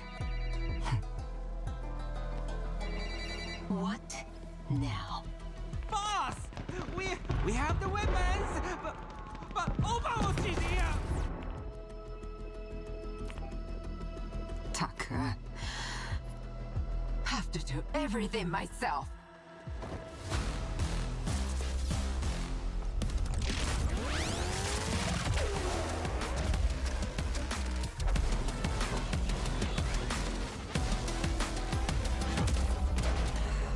Our intel was right about Talon and the Hashimoto. Copy that. If they both got muscle here, it means the weapons are on board too. No.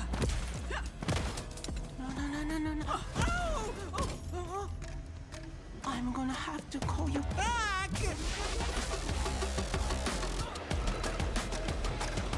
What are they planning with these weapons? I'm not a snitch.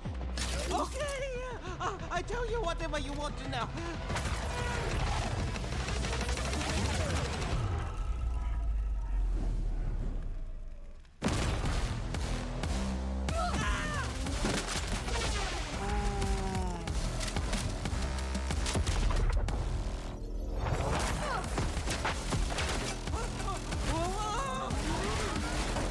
I thought Overwatch never run from a fight. You thought right. There's more where that came from.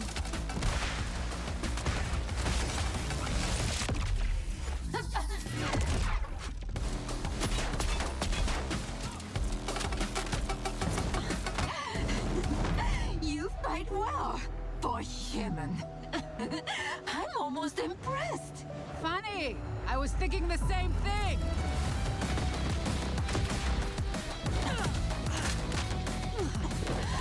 Give it up. The weapons are gone. It's over.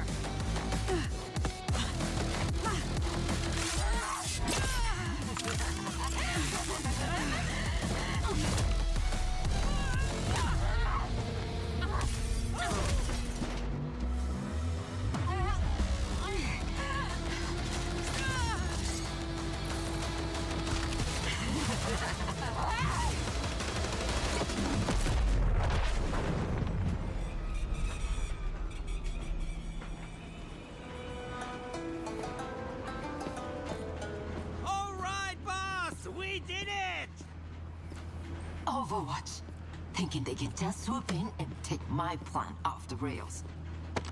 But I've got everything I need right here.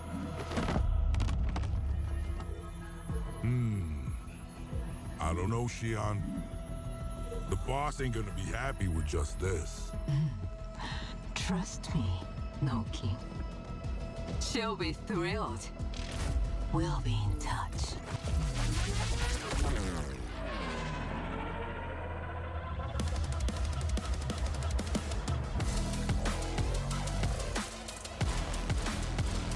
Nice. 4-minute little introduction there to Shion, a very evil female robot that's working for the evil side. And I think that's really cool. I obviously I'm a Zenyatta main. He's kind of a good guy, but I can get behind a female villain here of the same robotic ilk here. Obviously, it doesn't show a whole lot in terms of like how the character plays in the game. This is more like a cinematic introduction of yet another brand new character in the Overwatch franchise. And I know the last time we covered Overwatch here on the podcast, it was not only for the anniversary, but for yet another character. So it seemed to be just throwing out so many characters here lately in Overwatch. It's so hard to keep track. I know the last time we played it together in the multiplayer, we were like looking at all these extra characters going like, who the heck is this? When did this character come out? So it's so hard to keep track. And now we have yet another one to be added to the mix here. I will say Blizzard always hits it right on the head when it comes to their cinematics, whether it be a more animated kind of style like this, or like something you would see from like World of Warcraft. It doesn't matter. Blizzard always nails it. And this is was a really fun little feature here, 4-minute long trailer here to introduce the newest character, Shion, to Overwatch for June 16th. That's 6 days from now. Hey, maybe this weekend we'll have to jump into some Overwatch for multiplayer night and check her out, because I would be willing to kind of give her a shot. Sounds like she's evil. She's a lady. She's an evil robot. And she's from Japan. I mean, it's crossing off all the marks for me so far. So we'll see what happens this weekend, and we'll report back if I have a chance to get my hands on her and play her. But Raji, what do you feel about yet another hero being added to the Overwatch roster? It's already stacked as it is, and it's hard to keep track of everybody unless you just play it all the time. But I think this animated feature really hit on all cylinders for sure. Yeah, Blizzard is definitely keeping up on their promise. They did say when they rebranded Overwatch to be Overwatch 7, Overwatch 2, they said they planned on releasing 10 heroes this year. And I think this is hero number 6 so far, I believe. Grim could correct me if I'm wrong. I think we had 5 season 1, and then I think if I'm not mistaken, Sierra was last season, and then we're getting Shion or however you say it, this upcoming season. So we still have 4 more heroes left to come out for the next 6 months. So it's going to be a stacked roster by the end of the year. I actually am very intrigued by this character, just the way it's the robot-esque talking, like in the throat coming out and the mouth not moving. That's kind of weird, kind of cool at the same time. She seems to be a DPS hero. The emphasis on the motorcycle makes me wonder if her ult is going to be on a motorcycle. That would be kind of cool. I can't wait to try her. I cannot wait to try her out next week. I definitely will get Overwatch downloaded and dive back in. Heck yeah. And she's got like the little red horns on the side of her head. So, that's going to appeal to all the ladies out there that play Overwatch as well, I'm sure. Grim, what are your thoughts on the newest hero here, Shion, being added to the Overwatch roster? Is this going to end up being like the biggest, most jam-packed roster for a, what would you call this, like a 6v6 PvP shooter in video game history? Like, this roster is already gigantic, and we're getting promised even more. Yeah, I mean, it might go down as one. Yeah, I know a lot of the feedback from some people after watching this was, I mean, she's a robot. Why does she look very feminine? Now, I know it sounds weird saying that out loud, but at the same time, too, like, you could kind of tell she's a female robot without the bells and whistles, if you catch what I'm getting at. I wish we saw a little bit more though of like what she does and how she plays, what role she's going to play. I think Raji hit it on the head. Definitely DPS. I don't see her being a support or a tank for that matter. I like her attitude. I think that it's very fitting for the Overwatch scene, having a character like that. She's not really the main villain. I can't remember her name. It escapes me right now. But the new leader of Talon is kind of the main leader. It just sounds like this is kind of like another like popular henchman, if you will, potentially working for Talon. I feel like her and Sombra could be very much like, like rivals. Just the play style. I do agree as well with like the talking through the throat thing and not moving the mouth to speak, but at the same time too having the smiles and the smirk and everything. Very, very unique character. I would like to know more in terms of like their abilities though, and of course Blizzard always hits the mark when it, like you said, when it comes to cinematics. So it'll definitely be something that we definitely check out. Absolutely. Yeah. I want to just like try her out because there's something about the character that kind of appeals to me. And I just want to try her out, even though I'm not much of a DPS kind of guy.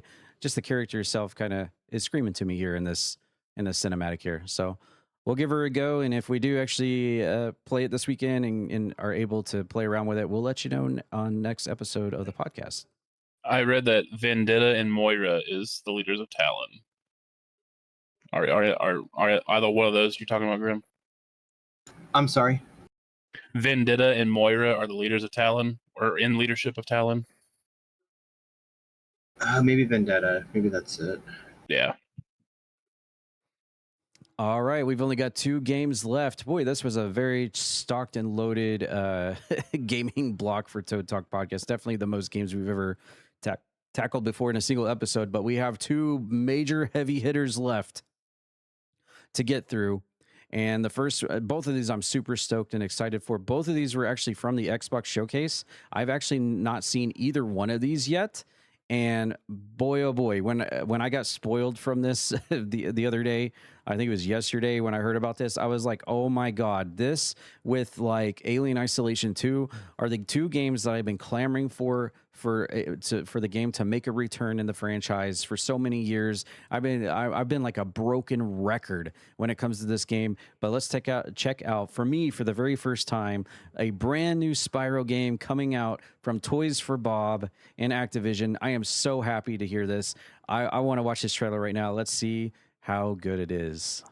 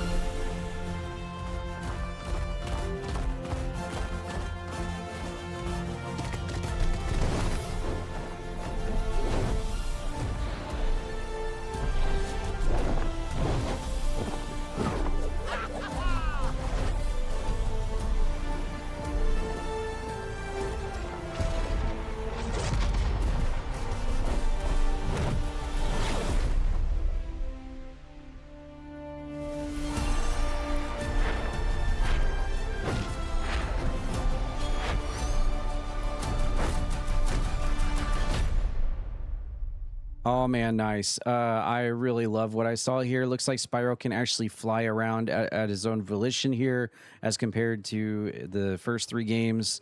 And so that's like one of the key feature things that they want to show off there at the end of the trailer.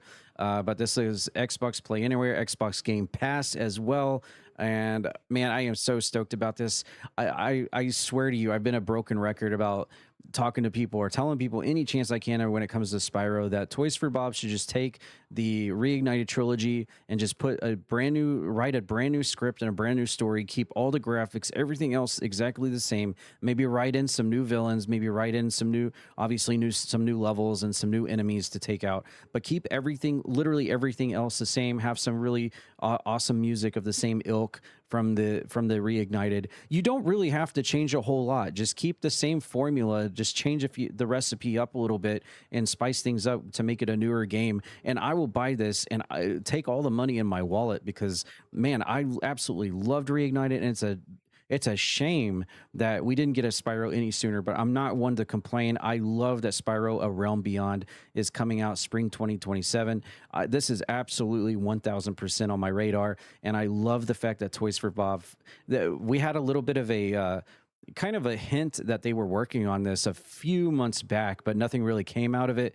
Like they were talking about like they were working on a new Spyro project in a sense of words, but they never really came through really admitted it. So it left a lot of people like scratching their heads like, what are they talking about? And so now they waited until the Xbox Showcase here to reveal this, and I am so happy for this. This puts a giant smile on my face, and I absolutely love this. It's coming out spring 2027. This is absolutely on my radar. This is going to be a day one play for me. Absolutely. I'm God, I'm such a Spyro fan. Growing up on the PS1, Spyro is what brought me and my siblings together. My sister, Spyro is her favorite game franchise ever, specifically Spyro 2, the game. And so it's just so awesome to see yet another video game icon from our childhood and another video game franchise that is rightfully deserved to have their moment in the spotlight here in 2026, much like all these other games that are just all... Man, I'm getting choked up here just thinking about how good it is right now for us as gamers. There's so many amazing games out there for all of us. There's a little bit of everything for everybody. And dang it, I love that Spyro is in the family, in the same ilk. Damn it, I'm trying not to get emotional here just thinking about it. But God, it's so hard to not get emotional because there's so many great games coming out. And Spyro is another one, and I absolutely love this. It didn't show a whole lot in terms of gameplay and in-game stuff, just kind of Spyro flying around on his own will without the need of power-ups. So he's got his own ability to fly around and stuff this time around. So that'll be interesting to see how that will change the dynamic of what we're used to in the original 3 Spyro games, which is like the main 3. Obviously, there's more Spyro games than that, but this game looks so cute. I love the graphics. Toys for Bob. Looks like they're going to nail it on the head one more time here. I am all in for this. And it's funny to think, and Raji probably knows this because he's more knowledgeable about stuff like this, but it's really funny to think that as the story goes, I think anyway, Toys for Bob originally signed on to do the Spyro Reignited. Of course, they did the Crash trilogy as well, but then they were told by, I believe, by the parent company that you're no longer going to make these games anymore, and you're going to be assigned to like Call of Duty. And so the Toys for Bob was kind of like an under group to work on Call of Duty or whatever, and they were just very unhappy being in that role. They didn't want to be there, and so they took it upon themselves to go out into business for themselves and go back to what they love, and that is creating the next Spyro game. And that was always their goal, was to bring Spyro back out into the forefront in 2026 again. And just the story of how that all transpired is just so much in the ilk of what Spyro is all about. Just having your heart and soul into something and wanting to do it, where if you're placed in a position that your heart and soul isn't into, you want to move to something that you know that you are going to put all your passion into. Oh my God, I'm getting emotional. Stop. But yeah, you can tell I've not seen this trailer yet. It's absolutely hitting me hard right now. But yeah, before I start crying on the podcast, I'm going to send over to Raji to let you know what his thoughts are here about Spyro A Realm Beyond. Yeah, Toys for Bob is just an amazing developer. They actually broke through with Spyro on the Skylanders series. If anybody remembers the Skylanders games, kind of like the Amiibo-esque game. I think that's where their love for Spyro really grew, was developing those games. And when they were obviously approached to do these 2 trilogies for Crash Bandicoot and Spyro, I'm sure they were like excited about it. Then they had the opportunity to make a brand new Crash Bandicoot game, and they did Crash 4. And I knew that they've talked about it for a long time since they did Crash 4, that their next goal, they wanted to do a new entry into the Spyro series. But yet then that was when they got hit with the Call of Duty assignment. And yeah, they just weren't into it. Heart wasn't into it. In the middle of the Call of Duties, though, they came out with the Crash Team Rumble game, and now they are back to doing what they have longed to do and love to do, and they are putting their heart and soul in this game, and that is a new Spyro game. So I knew when we got Crash 4 that Spyro was next. It was just a matter of time, and here we are. We got our announcement, got our confirmation, and I'm excited. I am so excited, man. I'm over here trying to choke up tears over here. I'm glad I'm not live streaming right now, because holy crap. Graham, what are your thoughts about Spyro A Realm Beyond? Spyro is yet another game franchise that is getting their flowers in the year 2026. It seems like every game that we love and cherish, maybe we all don't love the same games. Obviously, we all have different tastes, but all of the iconic and most memorable video game characters has something to give to the video gaming community right now, and has a time in the spotlight. Don't you agree? Yeah, and the trailer, I mean, it looks amazing. Spyro just kind of being able to go out and do whatever on his own, like flying, is really amazing to see. And you know, it's funny because a lot of times we're all like, oh man, we're just rehashing games here and there. But sometimes, you know, like the reason why like Sonic and Mario and Link are very impactful is because we have a soft spot for those type of characters. So really great to see that Spyro is part of that genre. And Bubsy too. I'm sorry, I should not leave out Bubsy. but it's good to see that Spyro is among those high iconic characters that growing up, like when we grew up, we knew and love, and it is good. It looks amazing. Yeah, even Bubsy has his time to shine in the spotlight in the year 2026. Just what a magnificent year to be a fan of video games. Like, I can't think of you could probably argue that some of the times during PS2 or some of the times during Xbox 360 or OG Xbox might have just a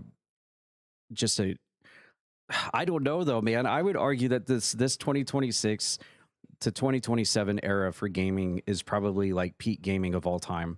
Just if you think of a video gaming franchise that is popular and is out there and is widespread and has global popularity, there is either a new game coming out, there has been a game that has come out, or there's some kind of expansion or news about it coming out. I can't think of a game right now that is like, you think of like the top 60, 70 video games of all time that people know and are popular, that there's not news or something happening with that game franchise. This is such a magical time to be a fan of video games right now. And I'm getting hit with the emotions again, but we have one more. And I'm glad I saved this one for last so I can get off the Spyro and stop getting emotional. Great segue, by the way. Yeah, right. We have another trailer I have not actually seen yet. When I got spoiled of this one as well, I was like, no way, they're actually going to do this. And oh my God, talk about another game that, holy crap, on the OG Xbox, this is even before I got super serious about unlocking achievements and stuff. When I got my Xbox, this game came with it. And me and my brother spent so many hours playing this together in 2-player co-op. Dang it, stop getting emotional. But me and my brother, Devin, spent so many hours on this game. And I'm going to just shut up and watch the trailer for the first time.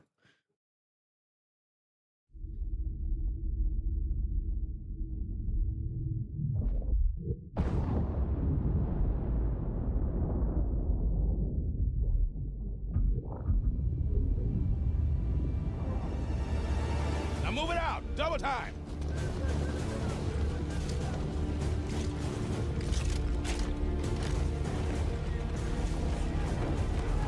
We were losing the war.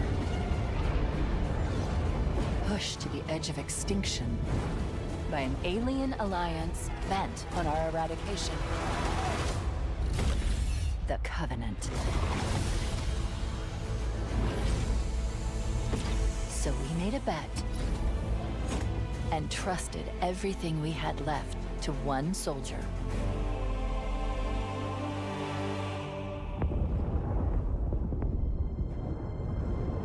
Those of us who managed to escape found something.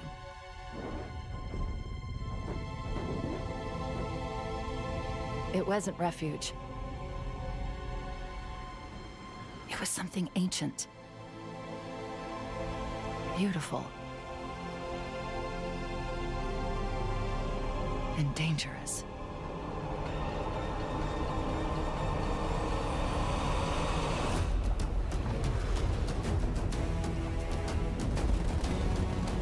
The Covenant followed us here. If they claim this place, humanity doesn't survive.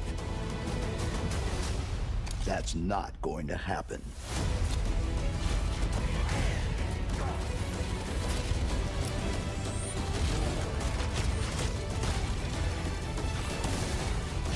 You are more than your armor. More than your mission.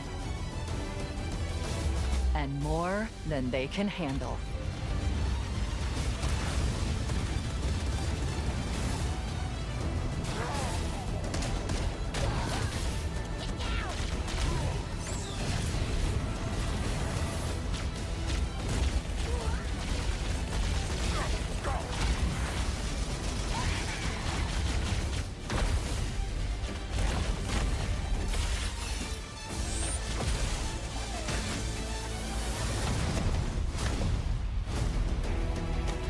They believe they can break us.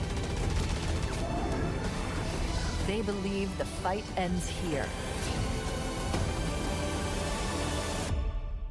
They're wrong.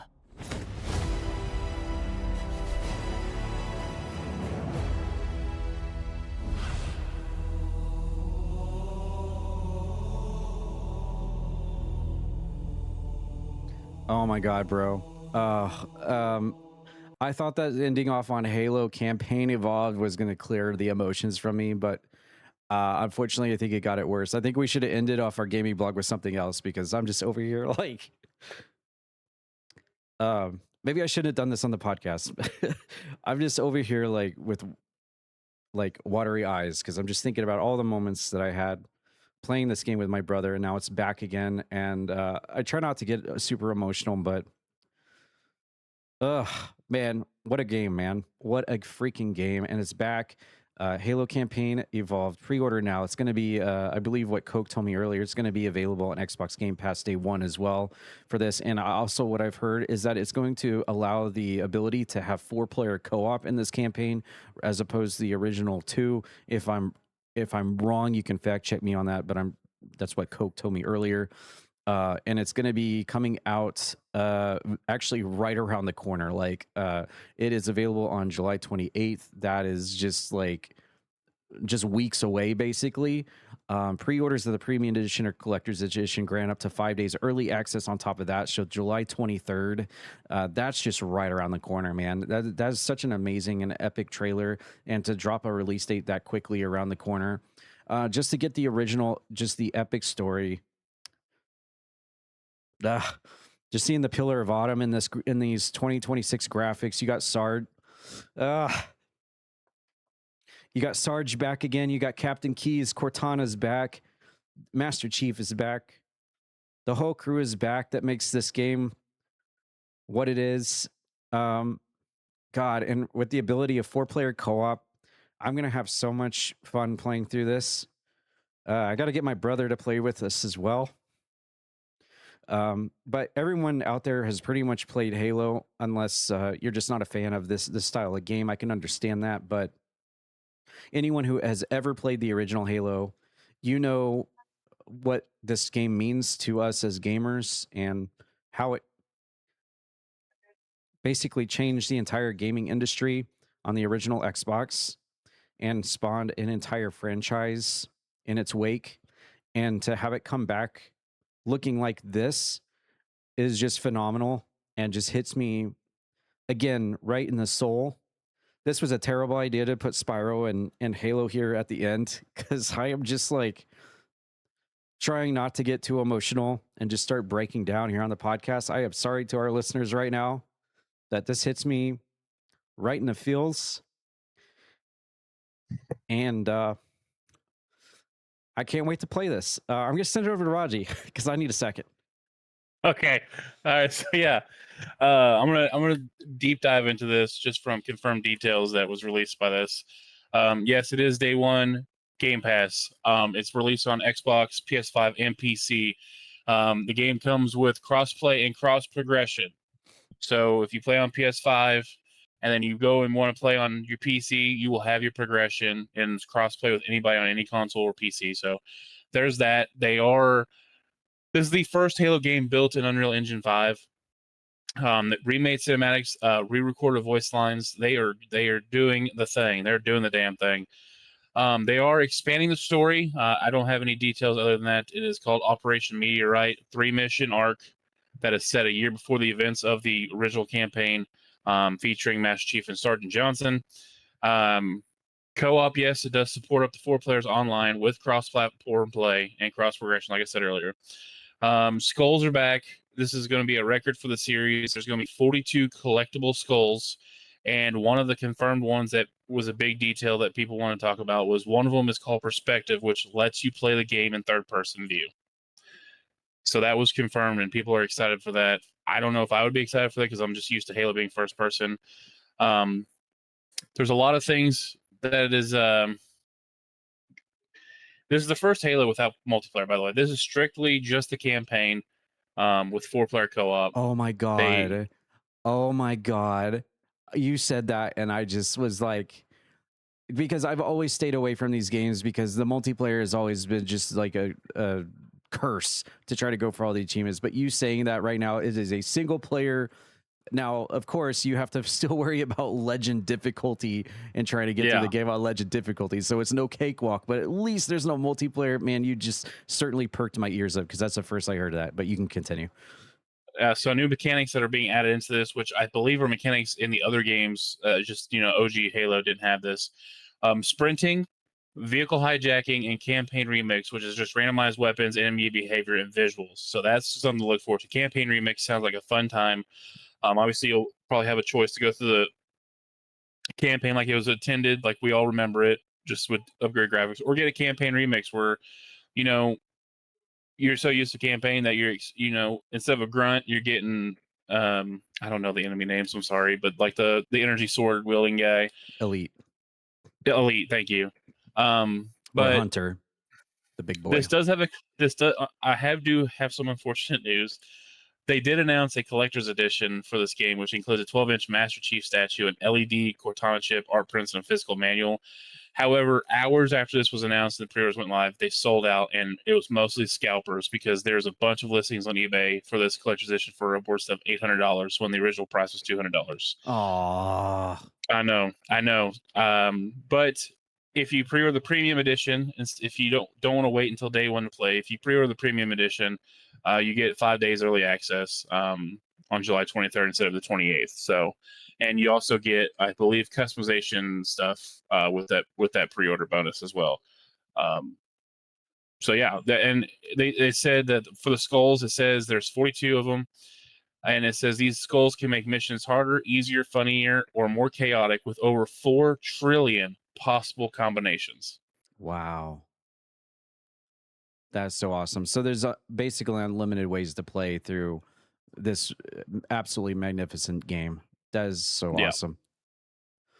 What about you? What are your personal feelings about the original Halo? Surely you sat down and have memories of playing this for the first time, or one of your earliest playthroughs of this. I remember sitting at a friend's house and doing the whole pass the controller when you die on Legendary, and it was a lot of passing the controller, let me tell you. I believe we did end up finishing it after, I believe, a month of working on it. We finally finished Legendary campaign. Probably not my greatest feat in gaming, but like any other Halo fan, other than you, I know you avoided multiplayer. Multiplayer was a big part of Halo. For the first game, the LAN parties, everyone brings their Xbox, tethers them up with a Ethernet cable, separate rooms next to each other with a cardboard box between you, 8-player. It was just a great time. That was the true definition of gaming, is just getting with your friends in the house, 2 TVs, 2 Xboxes, just playing, having a good time. So for a Halo game to not have multiplayer and just be focused on campaign, we'll bring this to now I'm getting a little worked up. Dang you, Tad. It'll bring the experience up a way more, not like 1,000 notches, because you don't have to worry about doing stuff and getting in multiplayer and getting, don't have a feeling of missing out. You just focus on the campaign with your friends, play it. So much replayability, according to what I'm reading. It's going to be a good time. I know I give off the impression that I never really touch much multiplayer, but I have to tell you, when we did this game on the OG Xbox, we would play 4-player split screen so many times. Me, my brother, my sister, and my neighbor, shout out to Mikey out there. We do 4-player split screen, and we would look off of each other's screens because it was, the 4-way split on the screen, kind of like the old N64 days as well. And so we had a lot of fun times in split screen too, and that's part of the emotional, just growing up with your siblings, if you have them, playing this game and experiencing that with them. And that's what kind of just so many memories and moments of this game, and I'm so glad to see it is also back again and not having any emphasis on online. It's just a single player campaign experience. Man, what a time to be alive right now in gaming. I absolutely love this. And 4 players, you can bet your bottom dollar that this will be yet another game that we are going to completely take over the Croakitoad community. I cannot wait to play this and see what all the achievements are and start cracking on all of those suckers. Man, there's so many games coming out. Xbox, this might be actually be a, and I haven't even seen all the showcase yet. I've just seen with the trailers we've seen tonight. This might be actually a better showcase than they had 2 years ago when I said that was the greatest set of game awards show that I've ever seen in my life. So I have to go back and catch all the rest of the stuff that was featured on this show. But Grem, you can finally have your chance to speak here for the original Halo. It is back, campaign evolved, 4-player co-op, complete crossplay, and free on Xbox Game Pass.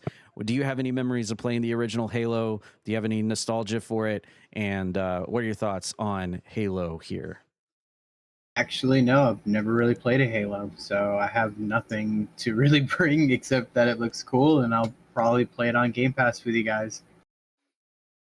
Okay, very simple. Simply put, I guess that just goes to show some of us just didn't have an Xbox growing up. Some of us just weren't really into the whole FPS kind of aesthetic that Halo brought to the table, and that's completely fine. But man, what a great game to jump into, and so much nostalgia here, and I just absolutely love this. I can't wait to deep dive and see what those achievements are going to be like once they officially post them, because I'm sure there's going to be something really, really bad when it comes to like beating the game on Legendary. No, like that's going to be the easiest one is Legendary. Yeah, right. I have a feeling it's going to be some kind of beating the campaign on Legendary difficulty with some of the modifiers enabled. That's going to make it even harder. Yeah, like one-shot death. If you do die, it's game over immediately. Stuff like that. Yeah, I'm not looking forward to if they do that, which they probably will. But we'll have to keep an eye on that when they drop that. Oh man, try to get it past our emotional block here. All right, we're finally through with games. I know that was a slog there to get through, but man, there was so much game stuff to talk about. We do have one movie that we wanted to quickly brush over here real quick. It's a movie that we previewed on a previous episode here at Toad Talk Podcast, but we have a special guest here to talk about his experience going to see that movie, and that is the Masters of the Universe He-Man movie, and he went to theater, I believe, over the weekend to check it out. So for that, we will bring Nate in, a previous member of our panel here, to let us know what his thoughts were of Masters of the Universe and give us a rating, maybe a 1 out of 10, what you thought and what was good about the game, what was bad, or not the game, but the movie, what was good about the movie, what was bad about the movie, and let us know what your thoughts were. So, over the weekend, yes, took the wife to go see Masters of the Universe. And believe me, out of the 80s, that's a movie, I was like, oh yeah, I'm in.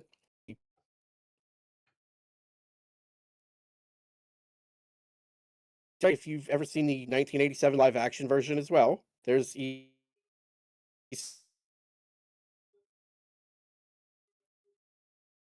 No, Nate, you're kind of breaking up a little bit there. We're only getting a few words in on you. I guess while you're trying to fix that, we'll move over to sports and just let us know. Just pipe in when you think you got your headset there fixed, and we'll come back to you. But yeah, we're going to move over to sports here, and this should go pretty quick. We have one little report here in NFL that we wanted to tackle here real quick, which is news with the Chicago Bears. The chairman and the president, CEO, all the bigwigs with the Chicago Bears team apparently made an announcement to, did I say game? Did I say this was a game? Man, I'm still stuck on games if I said that. My bad. This is the sports block. So we're going to talk about the NFL here. Oh, okay. Oh, NBA. He's talking about the NBA. Okay. All right. I'm getting mental psychic messages here, but we'll cover what's happening right now live as we do the podcast here in just a second. Let's just get through the NFL here real quick. We have one little bit here about the Chicago Bears, which is apparently a stadium development project moving to Hammond, Indiana, which I saw some reports of some people talking about this, which it really is kind of an outskirts of, I guess, the Chicago area. So it's not like too far away from Chicago. It's kind of like just right outside the city. So it's not like people think Indiana and they think like, several hundred miles away in a completely different state, but it's like I'm assuming just literally right across the state border here. I have to be honest, I haven't really deep dove into this, and for that, I'll probably send it over to Raji to kind of explain a little bit more about this. But it sounds like they're just kind of going to be building a new stadium, and it's going to be actually within the state of Indiana rather than in the state of Illinois. Is that kind of what's going on here with this news that they dropped, Raji? Yeah, this has been rumored long. They've been talking about this for a while. I know Chicago fans were protesting it a few months, or I say a few months. It's more like probably about a month ago when the rumors started swirling. Yeah, I don't know how you. Again, I don't know how you can call them the Chicago Bears if they're in Indiana. It doesn't make sense. I don't like. With the Chiefs, they're moving from Kansas City, Missouri to Kansas City, Kansas, so they can still be called the Kansas City Chiefs. How can you call the Chicago Bears if they're going to a completely different state that Chicago is not even involved with? So I don't know. I don't know if there's like some kind of gray area at the state line, if it's even the state line. Chicago's not even near state line, I believe. But yeah, I don't know. I don't get it. I don't get this move. Chicago fans has every right to be upset about this move. Yeah, I don't like it. So they're literally leaving like Soldier Field and they're relocating to this brand new stadium, or they're going to keep Soldier Field and they're going to like do some of the games in Soldier Field and some of the games in this new stadium. I don't know about that. I don't know 100%. I will check on that while Grim gives his opinion. Okay, Grim, what are your thoughts about this brand new stadium news here? Maybe he knows in general about the Chicago Bears. I can see where people and fans would get angry because now they're having to go over to Indiana, be it that however close that it might be to the Chicago area or not. Anytime you do a big change like this, you're going to aggravate some fans. Yeah, it's tough because they're going from Chicago to Indiana. A lot of people kind of forget too, like the New York Jets and the New York Giants, play in New Jersey. So their stadium is in New Jersey, where it is not in New York. Yet they are named New York. So this isn't anything that's new. It's just that it's not really done often or pretty much at all. If I remember right, it was like, kind of money and everything like that and whatnot. But going back to like how iconic Chicago is and Chicago Bears, it just feels weird to say, oh, the Chicago Bears, and we're in Indiana, watching. If you're a Bears fan watching in Indiana, I feel for them, the fans, really, that this shouldn't really happen at all.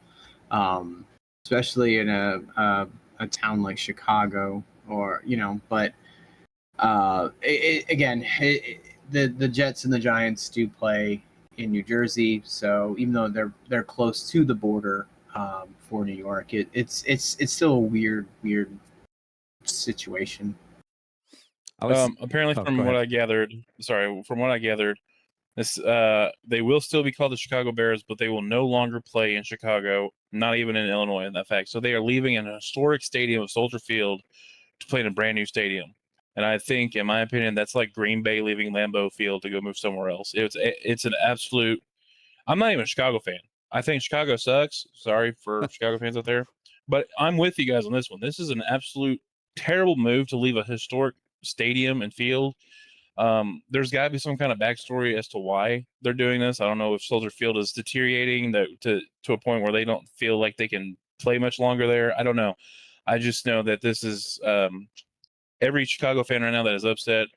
You have every right to be upset. There's nothing against being upset about this move. This is actually like really, I don't know if historic is the right word for this, but definitely huge news when it comes to sports. I'm surprised we haven't heard really more about this. It hasn't really, in terms of my circles, hasn't really been a huge deal to be talked about, I guess, just because gaming has been taking over lately. But this is actually a pretty big deal here to leave such a historic and such a nostalgic stadium where you think of Chicago Bears, you think of Soldier Field, and they're just completely leaving that behind to go to another state across the state line to start going performing in another completely different stadium here. And that's just really wild to me that it hasn't broken more news than it has. Yeah, and if I was the state of Illinois, I'd be upset because they're now going to Indiana, and Indiana's now going to have 2 NFL teams that they're collecting money from for the state. So if I was anyone in the part of the state of Illinois upper leadership, I'd be upset about this move too. Yeah, and you have to wonder. Usually, when big decisions and weird decisions like this happens, it all pretty much boils down to one thing, and that's money. So, yep, there's no telling. All right, before we move over to, I guess let's check in with. Is Nate still having some issues with his mic? Okay, we might have to bring Nate in next week so that he can get his mic issues and he can let us know about Masters of the Universe, his review of the movie. Sorry about that, podcast listeners. We kind of did this on the fly, and that's what you get when you do it live.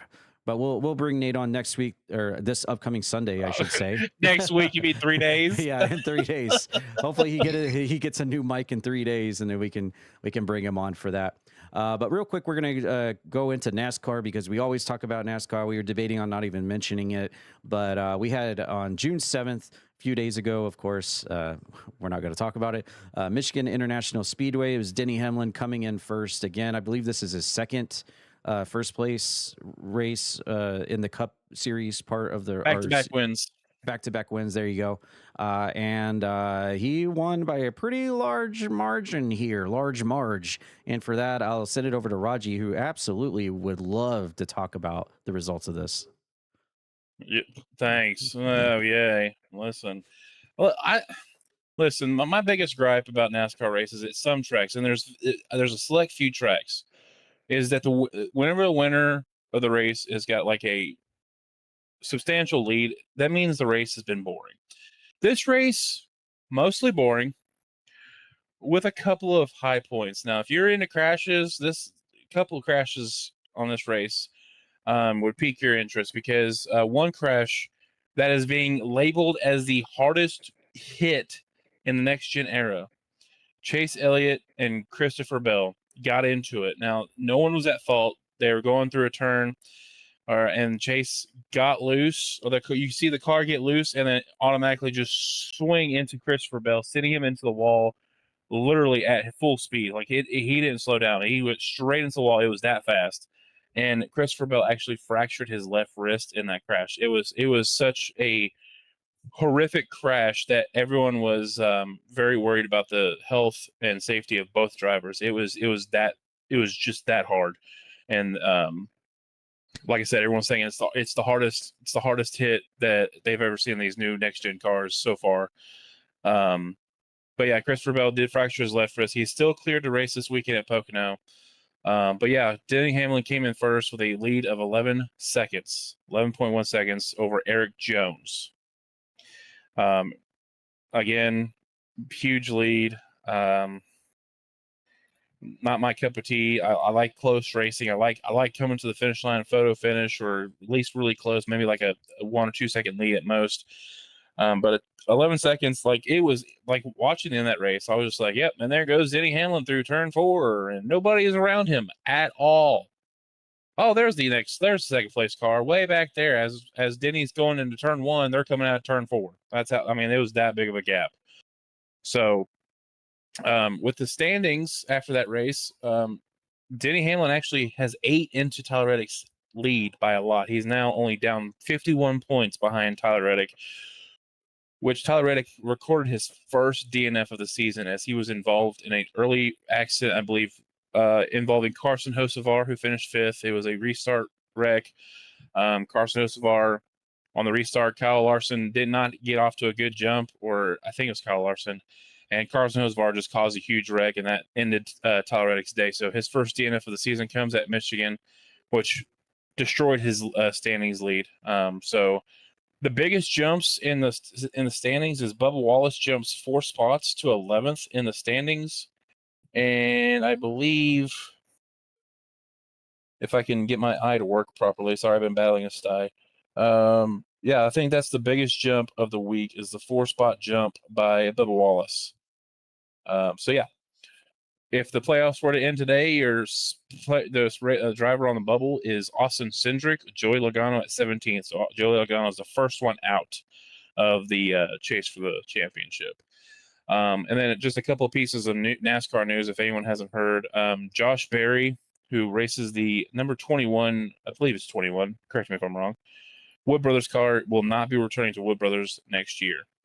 And then I touched on this earlier off podcast to a couple of people, but Ryan Blaney will be running a throwback scheme at Pocono. He'll be running a Ryan Newman Daytona 500 winning throwback scheme. And if anyone remembers Ryan Newman, he drove the number 12 Alltel car back in the day. It was a very standout car. Ryan Blaney will be racing that this weekend at Pocono. One other But thing, I won't say Alltel, obviously. one other thing I'd like to make mention of is, did you notice anything with the first, second, and third, then the fourth, fifth, sixth, and then the seventh, eighth, and ninth standings here in terms of manufacturer? Yeah, it was Toyota, Chevy, and Ford. Yeah, I did. Yeah, that was that's pretty wild. I believe. No, never mind. So this is the second race in a row that Toyota finished 1, 2, and 3. Last week at Nashville, it was Denny Hamlin, Christopher Bell, Chase Briscoe. This week, it's Denny Hamlin, Eric Jones, and Bubba Wallace, all Toyotas. Mm-hmm. All right, as you said, we got Pocono coming up this Sunday. I'm sure it's at 3:00, so I'm sure we'll probably have the results of that by the time we get around to the podcast here in a couple days. It's actually Pocono is the Tricky Triangle. It's actually at 2 p.m., 3 p.m. Eastern. So for 2 p.m. for us, so it definitely should be over by the time we do, if we do the podcast Sunday. We better do the podcast on Sunday. But I'm going to touch more of it on Sunday. But the 21st is the race I'm looking forward to. It's naval-based Coronado. I think it's going to be great. Everyone check it out on Prime Video on June 21st. I'll talk about it more Sunday. Graham, do you have anything to add to NASCAR report for today in Michigan? I'm glad that you did that real quickly. The one thing I just wanted to touch on, a lot of people might not know who Ryan Newman was. When he was racing, he was a pole machine. Like, he would get pole positions a lot. Never really won a championship, but he was always good at qualifying. He's always a good racer. So the significance of why Ryan Newman is getting a paint scheme is pretty much, I would assume, because of that. And, his mark in NASCAR. A lot of people might not remember him because, again, he didn't win as many races and everything. But poles, like qualifying, you bet, like, he was usually always up there. If you didn't get a pole, he's usually a top 10 for qualifying. He was really, really good at that. But that's all I kind of wanted to bring for NASCAR. Yeah, he actually holds the record for pole positions in the Cup Series at 51. Okay. Yeah. So, like I said, pole machine. The pole machine. That's what they call. I'm sorry. That's not I'm sorry. That's not a record. He's amongst the top leaders of pole positions in recent history with 51. Sorry. Oh, okay. Well, I will resume my joke then. The pole machine is what they call me on the weekends. Anyways. Wow. That's our NASCAR report. We'll be back in a couple of days to talk about the results of Pocono this Sunday. All right, moving on to the NHL. We are basically almost done in the Stanley Cup playoffs, but we do have a few more games to go between Carolina and Vegas. And for that, I'll send it over to Graham to kind of recap what's going on right now in the championship playoffs right now, with it currently tied at 2-2 in the series. Yeah, I'll go pretty quick because, again, it is NHL. But this series has been really, really good. It's been back and forth. It is tied up at 2, like you were saying. All 4 games have been extremely close, and was last night's game where I think it was Stahl who hit this Bobby Orr-like goal, being stretched out and whatnot. And again, Carolina finally taking kind of control back in this series. Game 1, the Golden Knights won 5-4. Game 2, Hurricanes won in overtime, and then the Golden Knights in Game 3 won in 2 overtimes. And Game 4 was a 5-3 win for the Hurricanes. Carter Hart has kind of made history in the wrong way. He's a goaltender for the Vegas Golden Knights. He's given up 4 or more goals in the Stanley Cup. I think the first goalie to ever do that. And for Vegas to be 2-2 because with that as a kind of like a record, it speaks to how good these Golden Knights really are. They're very, very much a well-oiled machine. Sorry, and Carolina again, I still think is the better team, but Vegas has shown a lot of grit in this series. Raji and I were talking a little bit before we started that we both agreed that this probably is going to go 7. I would be surprised if it doesn't. Game 5 is tomorrow. It is in Carolina, so it's a pivotal game for both teams, really. But again, if this goes Game 7 Stanley Cup, I definitely be glued to watching this. That would be on a Wednesday night, so hopefully we don't do another podcast on a Wednesday, and I'll be able to watch the whole game basically. So, but yeah, it's been a pretty good series. Very entertaining. I'm kind of glad that it was Vegas and not Colorado. I feel like Colorado, with how much they were winning and everything, and how great that team was, that we might not be sitting at 2-2. It could be like 3-1 at that point. So, or the series could be over. So, yeah, so far it's been a pretty good Stanley Cup finals. I was actually going to bring that up, is that how funny how things have changed on when we first started talking about the lead up to the Stanley Cup playoffs, and how the Colorado Avalanche were kind of like the shoe-in for that side of the brackets, and now how things have changed. Yep. And then real quick, I know it's not on your docket here, but I just want to touch on 2 little things real quick. The UFL, we talked about it last week. Real quick, their, I guess, Super Bowl will be actually this Saturday. It'll be at 3:00. It'll be in DC. It'll be the DC Defenders against the Louisville Kings. The Louisville Kings started 0-3 in the season to actually get into not only the playoffs, but to get into here for the United Bowl. So it'll be, I think, on ESPN, or no, ABC, excuse me, on ABC. 3:00 on Saturday, and I don't know if we really want to get into the NBA game that just ended or not, but I figured I'd leave that one up to you. Well, I do have the NBA up here on the docket here, and all I was really going to say is that the Thunder are not in the finals, so we'll move on to wrestling. Wow. All right. Well, moving on to wrestling. No. Okay. If we absolutely have to, Spurs and the Knicks. Spurs and the Knicks. Eye roll. Who cares? Tell us about the game tonight. Nobody cares. It was beginning to look like that, because it was a 76-49 halftime score with the Spurs up, and I was just like, whatever, this game's over. But I don't know what happened. I don't know what Grem has done over there. I don't know if he is channeling his Danhausen to get this team back into shape after after a couple days ago of being robbed by the refs. Anyways, I don't know how they did it. I don't know how this Knicks team continues to come from behind. Call them the comeback kids. I don't know what they're drinking at halftime. They literally came out in the second half and only allowed 30 points to be scored by the Spurs in the second half. And they ended up winning by 1 point, 107-106. Absolutely. That's just been the story of this team for most of the postseason. It's just they find themselves in a hole and they somehow find their way to win. And it's crazy. If anyone deserves to win a championship at this point with the way they're playing, it's the Knicks. Yeah, this one was crazy. It's 29 points, the deficit at one point in this game, and the Knicks come back to win it. That is a record for the NBA. No team has ever done that in the finals. So Brunson, I believe at the very end, it was a 1 point game. Brunson shoots a 3. He misses it, and it was put back by, sorry, his name is Anubi, thank you. I was going to butcher his name. He puts it back with 1.2, and the whole Madison Square Garden just erupts basically on that. Again, 107-106 the final. Knicks are up 3-1, excuse me, in the series.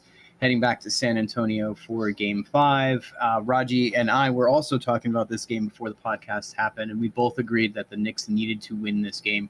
And being down 29, it did not look like that was going to happen. So 1 game away for New York. This is the closest they have been since 1994 to winning an NBA championship. So we'll see. Side note. In a scenario that New York does not win in San Antonio the next game and comes back to New York for Game 7, for that right? Or Game 6? It'd be Game 6. No, Game 6. Game 6. Victor Wembanyama got another flagrant foul this game. And if he gets another flagrant foul, it's an automatic suspension. So in a scenario that the Knicks comes back to Madison Square Garden and Wembanyama gets another fragrant foul, oh my gosh, Wembanyama would not be playing that Game 6 because he would be automatically suspended. Yep. So that's something to watch. They have been, they have lured Wemby. They knew Wemby was a killer. They have lured him into foul trouble. They actually got him to foul early in the game when the game first started, and then got a flagrant. So he's one away from not being able to play a Game 6, or even I think when he'd be ejected from in the middle of a Game 5 if it happens. Yeah, and then suspended, and then I think the flagrant was an elbow to Karl Anthony Towns' jaw, basically. Yeah. Is that the one I saw that made social media where it's just like so blatant? I thought I was watching a pro wrestling match. It was so blatant. Just like he did it so on purpose. That might have not been the specific one, but I saw one that was like so obvious. Like it looked like he was in a UFC fight. Oh, maybe the Minnesota game. Yeah, Series, he had one there. Yeah, he's got 3 foul points this postseason, so he's one away from suspension. But this happened in the third quarter. He elbowed KAT in the chin. Was this tonight, or was this a previous game?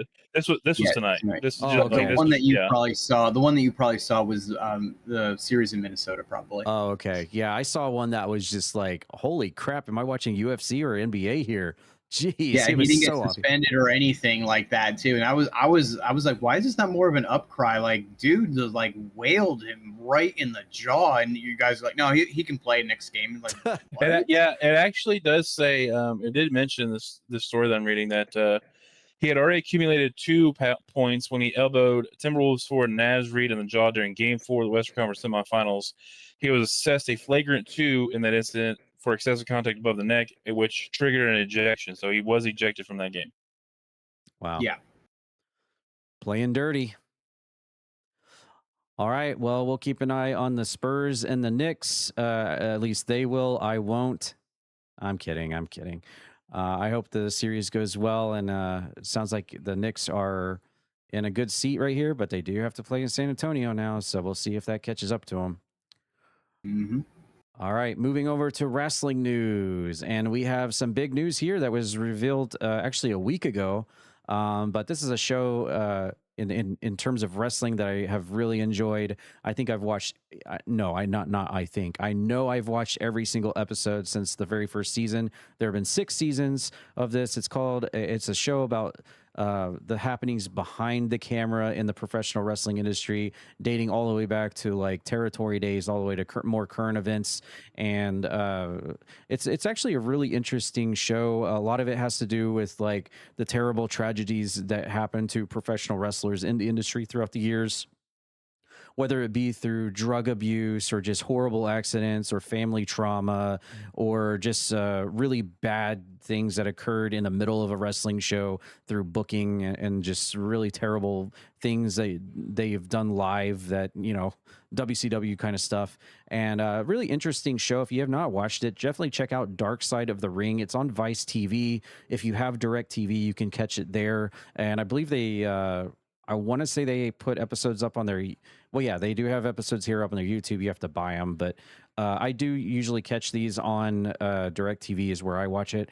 But yeah, they do have the season 7 is coming out soon. I've been waiting for this, and I have heard that, and we'll go through a synopsis here as it sees, but I knew a lot of it had to do with the TNA wrestling, like the the origins of TNA and like how it started after post WCW closure, and how Jeff Jarrett and his dad Jerry Jarrett created this new company in the Nashville area and called it TNA with the helping hand of Vince Russo, and how they got it off the ground. But this is going to be a 3-part episode for TNA, and I don't think they've ever done 3 parts before. I know they did 2 parts for the Chris Benoit, and I believe the Owen Hart were 2 episodes, if I'm not mistaken. Maybe even the Brian Pillman might have even been 2 episodes, but I don't think they've ever done a 3-part episode before. So it's interesting that it is for TNA of all things, and that's kind of the headliner for season 7 of Dark Side of the Ring. But they're also going to be talking about Paul Orndorff and the Big Boss Man, which should be interesting. They've also got one over Zach Gowen. I remember watching him on TNA Weekly Pay-Per-View before he ever came to WWE, and I was like, holy crap. A funny story about it. I was watching the TNA Weekly pay-per-view on DirecTV, and, paying $10 every Wednesday for it at that time in the very early days. And Zach Gowen was in a match, and he's like walking around with one leg, like hopping around. And my dad just happens to walk by, and he's like, what are you watching there? And I was like, oh, I'm watching the TNA thing this week. And I was like telling my dad, I was like, look at this guy. He's actually a professional wrestler, and he only has one leg. And I said, that's definitely not fake. And my dad, classic dad, he comes back and says, well, how can it be fake? He only has one leg. I was like, yeah, sure. So funny story about Zach going there. But we also have Samoa Joe and Necro Butcher. I'm not too familiar about that. I think that happened during Ring of Honor, but I guess they had a little clash behind the scenes in the locker room. But yeah, Dark Side of the Ring is always a fun watch, especially if you've been a fan of the wrestling industry, even back to like the 90s and the heyday and whatever. But we're going to check out the really quick 30-second trailer here for season 7 of the show as it returns. It's been a while since season 6, so I'm really happy to see this back, and hopefully they have some really good stuff here. So we'll take a look at the season 7 trailer. They say that fame changes folks. The real reality is fame doesn't change folks, it reveals folks. Dark Side of the Ring is back. You're not supposed to hang people on television. This is not fake. They just beat the shit out of each other. It is Dark Side of the Ring, after all. 7 new stories with a can't-miss 3-hour premiere. Our biggest story yet. In pro wrestling, people get drunk with power. Jeff got all the backstabbers backstabbing the backstabbers. Somebody's gonna die tonight. Dark Side of the Ring. New season premieres Tuesday, July 7th at 9 on Vice. They say. Well, there you go. Tuesday, July 7th, premiere on Vice TV. And wow, okay, I didn't even, when I saw the Big Boss Man earlier and mentioned it, I completely forgot about that WrestleMania match against The Undertaker in the Hell in a Cell, where he like hung him by the noose, and then the Hell in a Cell raised up off the ground. I completely forgot about that, so I guess that's going to factor into the Big Boss Man story. But we have the lineup here where it's going to be Jeff Jarrett's TNA, a 3-part episode. We've got Necro Butcher versus Samoa Joe, and some kind of like behind the scenes locker room altercation. The Big Boss Man story, the Renegade, which that's going to be very interesting considering his story and his passing by coming into WCW and being like the not Ultimate Warrior, right on the verge of Hulk Hogan's arrival in WCW. Paul Orndorff's story is a very interesting one considering his arm. He had that arm injury right around WrestleMania time. He was booked so highly against Hogan at that time, and he decided not to get that surgery on his arm or his elbow, whatever it was. He decided not to get the surgery, to take time off to stay wrestling against Hogan during that time, and his arm was forever. You could like tell something was wrong with his arm ever since then. The Missy Hyatt story, that should be an interesting one. I mean, her story speaks for itself. And of course, Zach Gowen, as previously mentioned, who was a professional wrestler in several different companies, only with one leg. Very impressive, very acrobatic. But this is our lineup that we have. I don't know if we're going to have any more lineups. Good to see Scott Steiner in on this. I mean, he's going to be gold no matter what he touches. I can't wait to hear what he has to say. He's probably going to, no doubt, be a part of the TNA episode there. But yeah, Raji, what do you think about Dark Side of the Ring season 7? Have you ever watched Dark Side of the Ring, and what do you think about the episodes that we have lined up here on the season 7 docket? I think the only Dark Side of the Ring episodes that I've watched was the Owen Hart series, like I think it was 2 parts. I caught a bit of the Brian Pillman one, just bits and pieces. But I haven't got to really watch it. I'm kind of intrigued by it, just to get those untold stories of happenings and like some, it's called Dark Side of the Ring for a reason. Some of these, it's not all daisies and roses in the wrestling business. You get to hear the bad side and some dark stuff about the wrestling business when it comes to certain people. But yeah, I might. I'm really interested in the TNA. I know about Necro Butcher's Mojo a little bit, but those will be interesting. And then Zach Gown will be another good one for me to watch if I can catch it. Yeah, and it's kind of deceiving a little bit because some of the episodes that have come out in the first 6 seasons aren't really necessarily really considered Dark Side of the Ring. They're just kind of like neutral episodes, or just kind of like a biography of a person's life where maybe a few terrible things happen, but it's not like Dark Side of the Ring. So the name is kind of deceiving at this point, whereas like we've had more like biopics rather than every single story that has ever come across Dark Side of the Ring is something that ends in a horrible tragedy or something terrible happened. Okay, well, maybe the only ones I've watched were technically Dark Side of the Ring because it was Brian Pillman and Owen Hart. So. Well, yeah, I mean those are two really terrible things, and there's a lot more, but there's been some episodes that I don't think would qualify for being Dark Side of the Ring. They're more like just more informational, like the one with Earthquake. Like that wasn't really a Dark Side of the Ring. I mean, obviously he passed away, and that's a terrible thing for his family and close ones and everything. And he could have lived and fulfilled a longer life, but that could happen to anybody, regardless if they're a professional wrestler or not. Like anyone could pass away. That's just one example. I think another one I remember is also, it could be considered dark. I think it could be the first season. Did they do one on Bruiser Brody? Yes, that was one of the first ones. I remember seeing bits and pieces of that and that learning that, like the story of, because I never knew that story. So this is a very eye-opening series. No matter what, if it's dark or if it's light-hearted or just a biopic or whatever. So it's a pretty good series. I recommend it.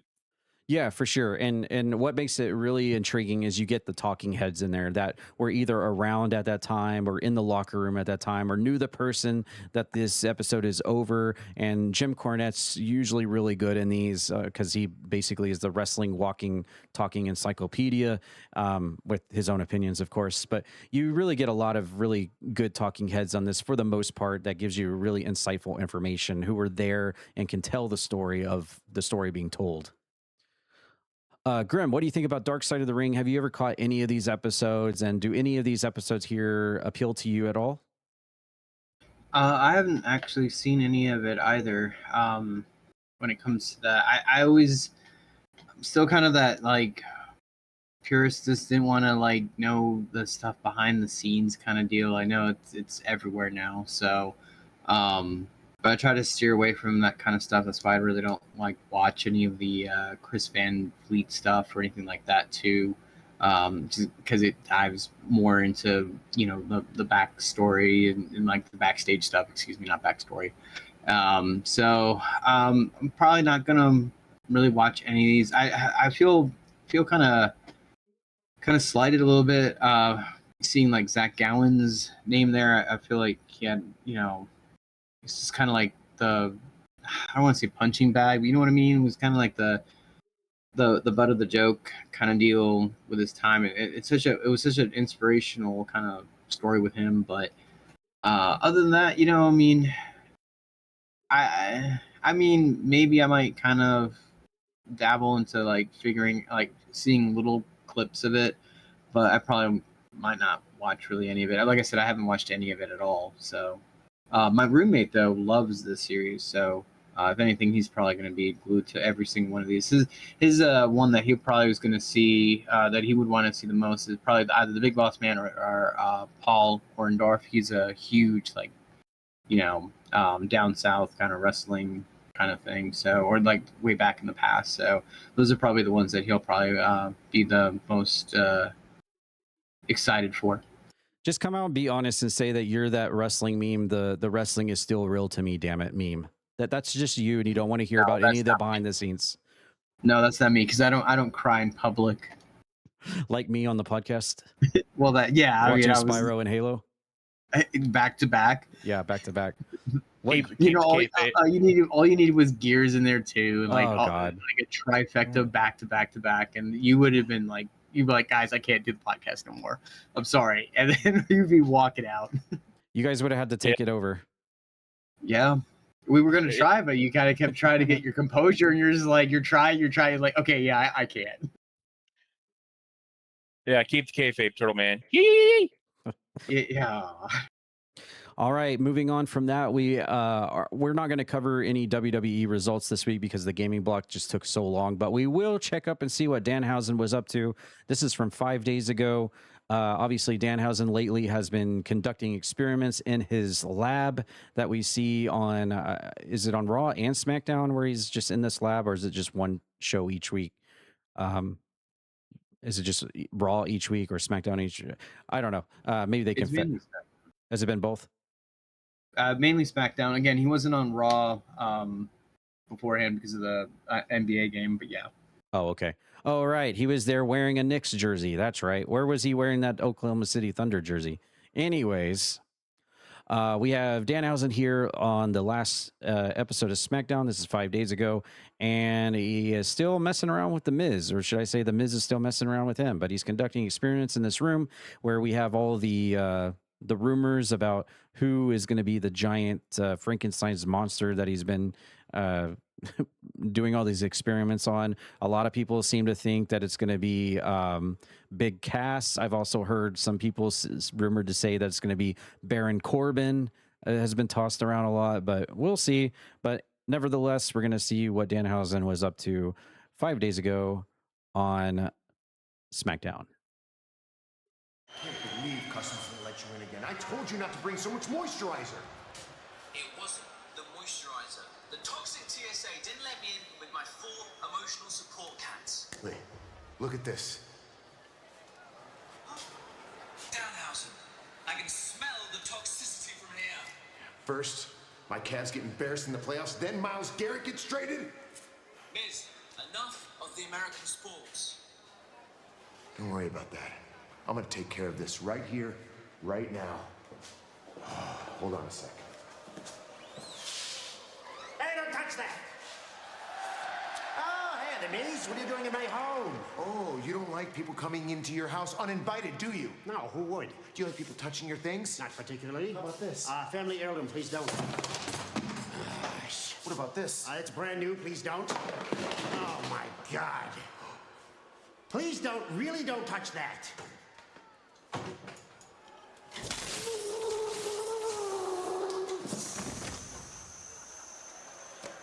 Oh my God! I've been looking all over for this. Italian gelatos.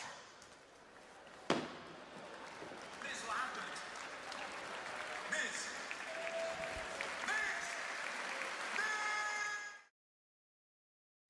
Miz! Okay, well, seems like the same old shenanigans are happening here between Miz and Danhausen.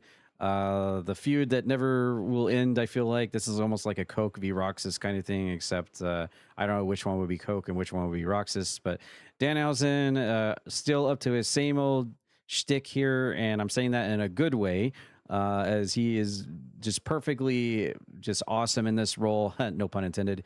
And I'm glad that WWE still hasn't sunk their claws into him to try to change him around. He's just being himself. And even some of his one-liners and his comebacks here were just so off the cuff and just super quick and lightning quick, and made it really funny.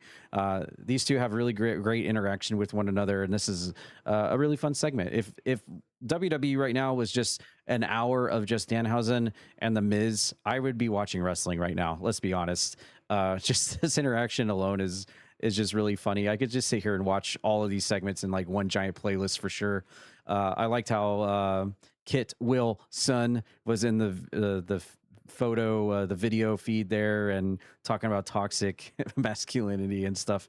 But yeah, this is really cool. I'm wondering what this is going to build up to. Are we going to get yet another Danhausen and The Miz match at SummerSlam? And do you think the rumors are correct about it possibly being Baron Corbin under the sheet, or do you think that's just people just throwing darts right now in the rest IWC right now? Raji, what did you think? Did you think this is still as funny as when Danhausen first started his shticks, or do you think it's starting to get a little bit old? No, I think it's hilarious still. I think I look forward every week to see what new shenanigans Danhausen does with the Miz, because it is going to be a sad time when we move on from the Miz, though. I don't know if anybody else can capture that magic what Danhausen like the Miz is doing right now. But we'll see. I'm still invested in this story. All right, Graham, I know you're a big fan of Danhausen. What do you think about the direction that he's going here? Just kind of doing his own thing, conducting experiments, and the Miz is just kind of constantly irritated with him every week. I think it's pretty good. Yeah, they picked the right person. Miz is perfect for this. I mean, he's always been very. I don't want to put him as like a Kurt Angle. Like wrestling wise, obviously Kurt Angle is far and away better, but just as a person that didn't take their character that seriously, but kind of, he acts like he's very serious, but he's willing to do this kind of stuff. The Miz, and I love how Danhausen keeps calling him the Miz. I mean, because that's his name. It's not Miz, it's just the Miz. The fact that he also like, oh, you guess you don't like people coming into your house. He's like, yeah, who would? And then like what was it? A couple weeks ago, he was at their wedding vows. They were renewing their vows, the Miz and Maurice, and Danhausen was there. So like it ties everything together, and it's funny because it reminds you of like a old timey cartoon where the bad person keeps getting the raw end of the deal, and the good person is just trying to be good at times, and all he wanted was just the Miz to mentor him. And I hope they kind of go back to that a little bit and kind of maybe make that a thing where it's like Miz versus Danhausen, and if Danhausen wins, the Miz has to mentor Danhausen, because I think right now it's almost losing, like it's just a kind of like a nuisance kind of thing. Like the Miz just is like, I need him to just stop, when in reality like Danhausen's like, I've kind of moved on, I'm creating something right now, I don't really need you anymore, Miz.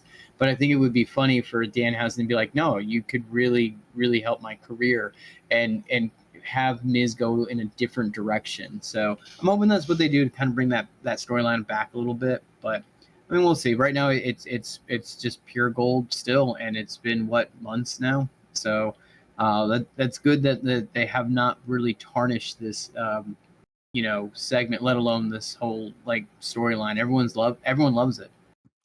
It's funny when he picks up the whatever that is. I don't know what even that is, but the first thing I thought of was like, it's like some kind of like Italian hoagie, and that's why I was like, okay, this is like Coke and Roxas. Yeah, I was like, maybe it was a Hot Pocket, but that's not what he called it. But I was like, okay, man, whatever, man. Like, whatever floats your boat. I mean, But yeah, this is great. Like I said, if it was just nothing but Danhausen highlights for wrestling each week, I would definitely tune in and watch. We need to have more Danhausen, just not overload. I think they're doing it just right, having like a segment once a week, or 2 smaller segments each week, not to kind of overload us. They're keeping the creative juices flowing on it.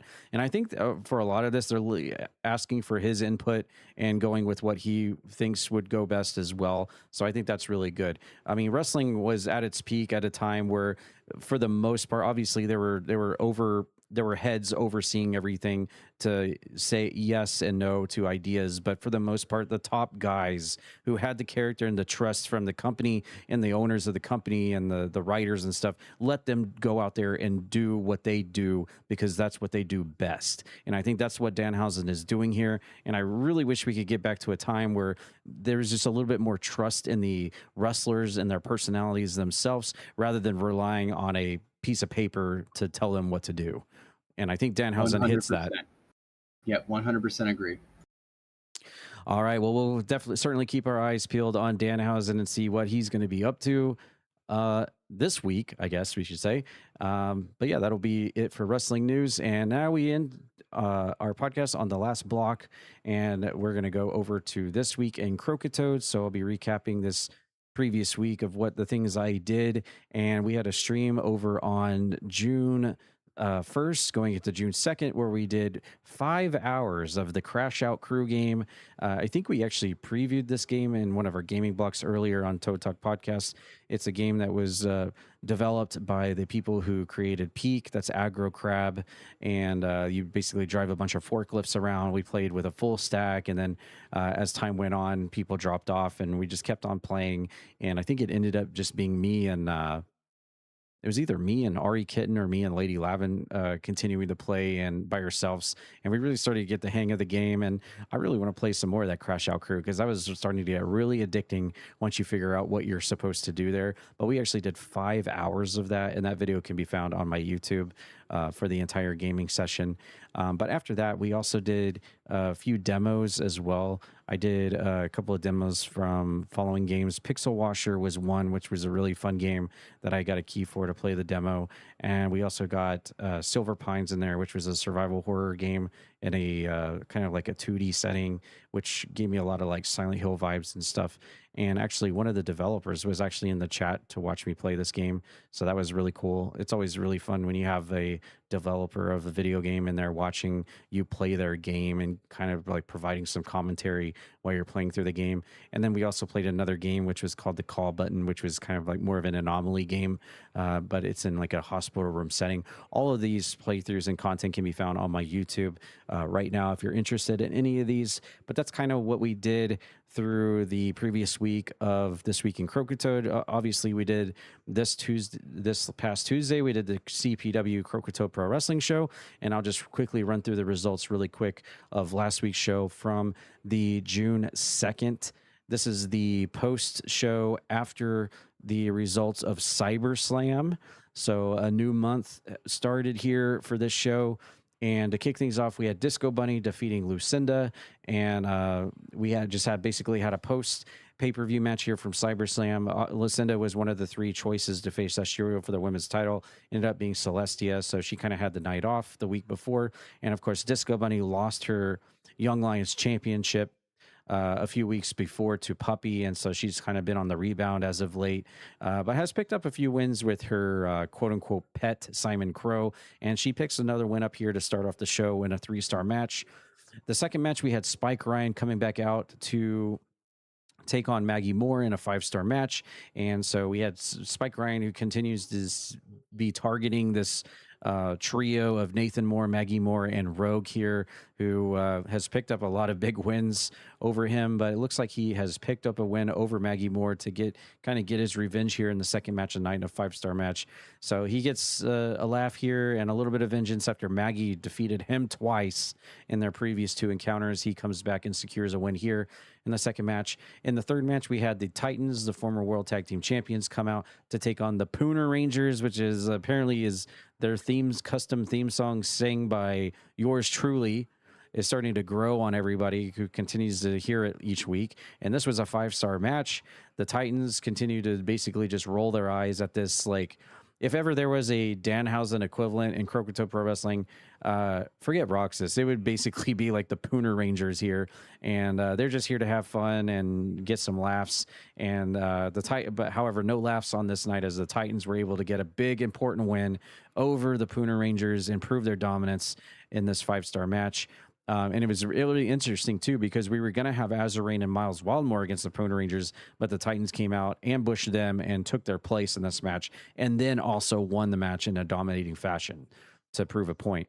After that, we had Celestia taking on Chalk in a 1-on-1 match, 3.5 match star rating. Of course, these are 2 ladies that are very of the top of the women's title division.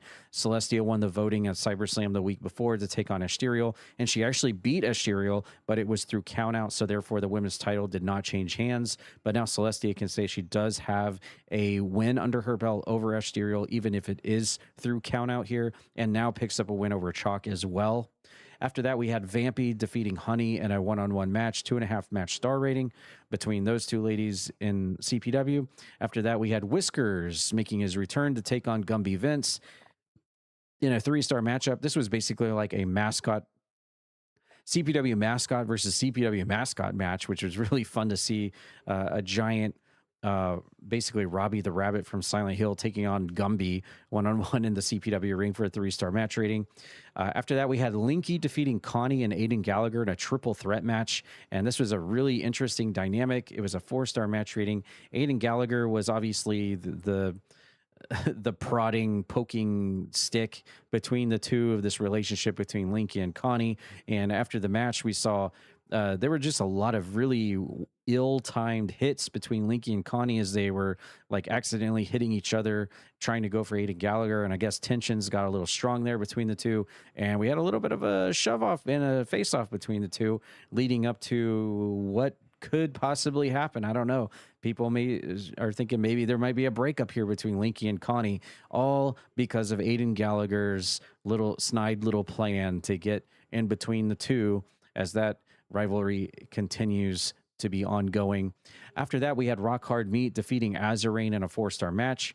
Rock Hard Meat still the international champion with a big title retain over Wizard Boz the week before SiberSlam. So continuing his winning ways in a non-title match over the maniacal clown Azarain here in a 4-star match. After that, we had Roxas defeating Zozakin in a 3.5 match star rating, as Zozakin attempts to spread his wings out a little bit and try to expand outside of the Kappa title division to start to face some new faces on the CPW roster.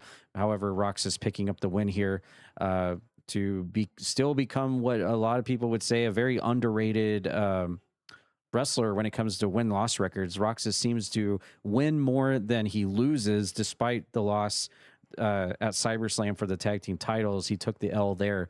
But when it comes to singles matches, Roxas I feel like, has won more than he's lost. And this is another testament to that fact with a win over Zozakin.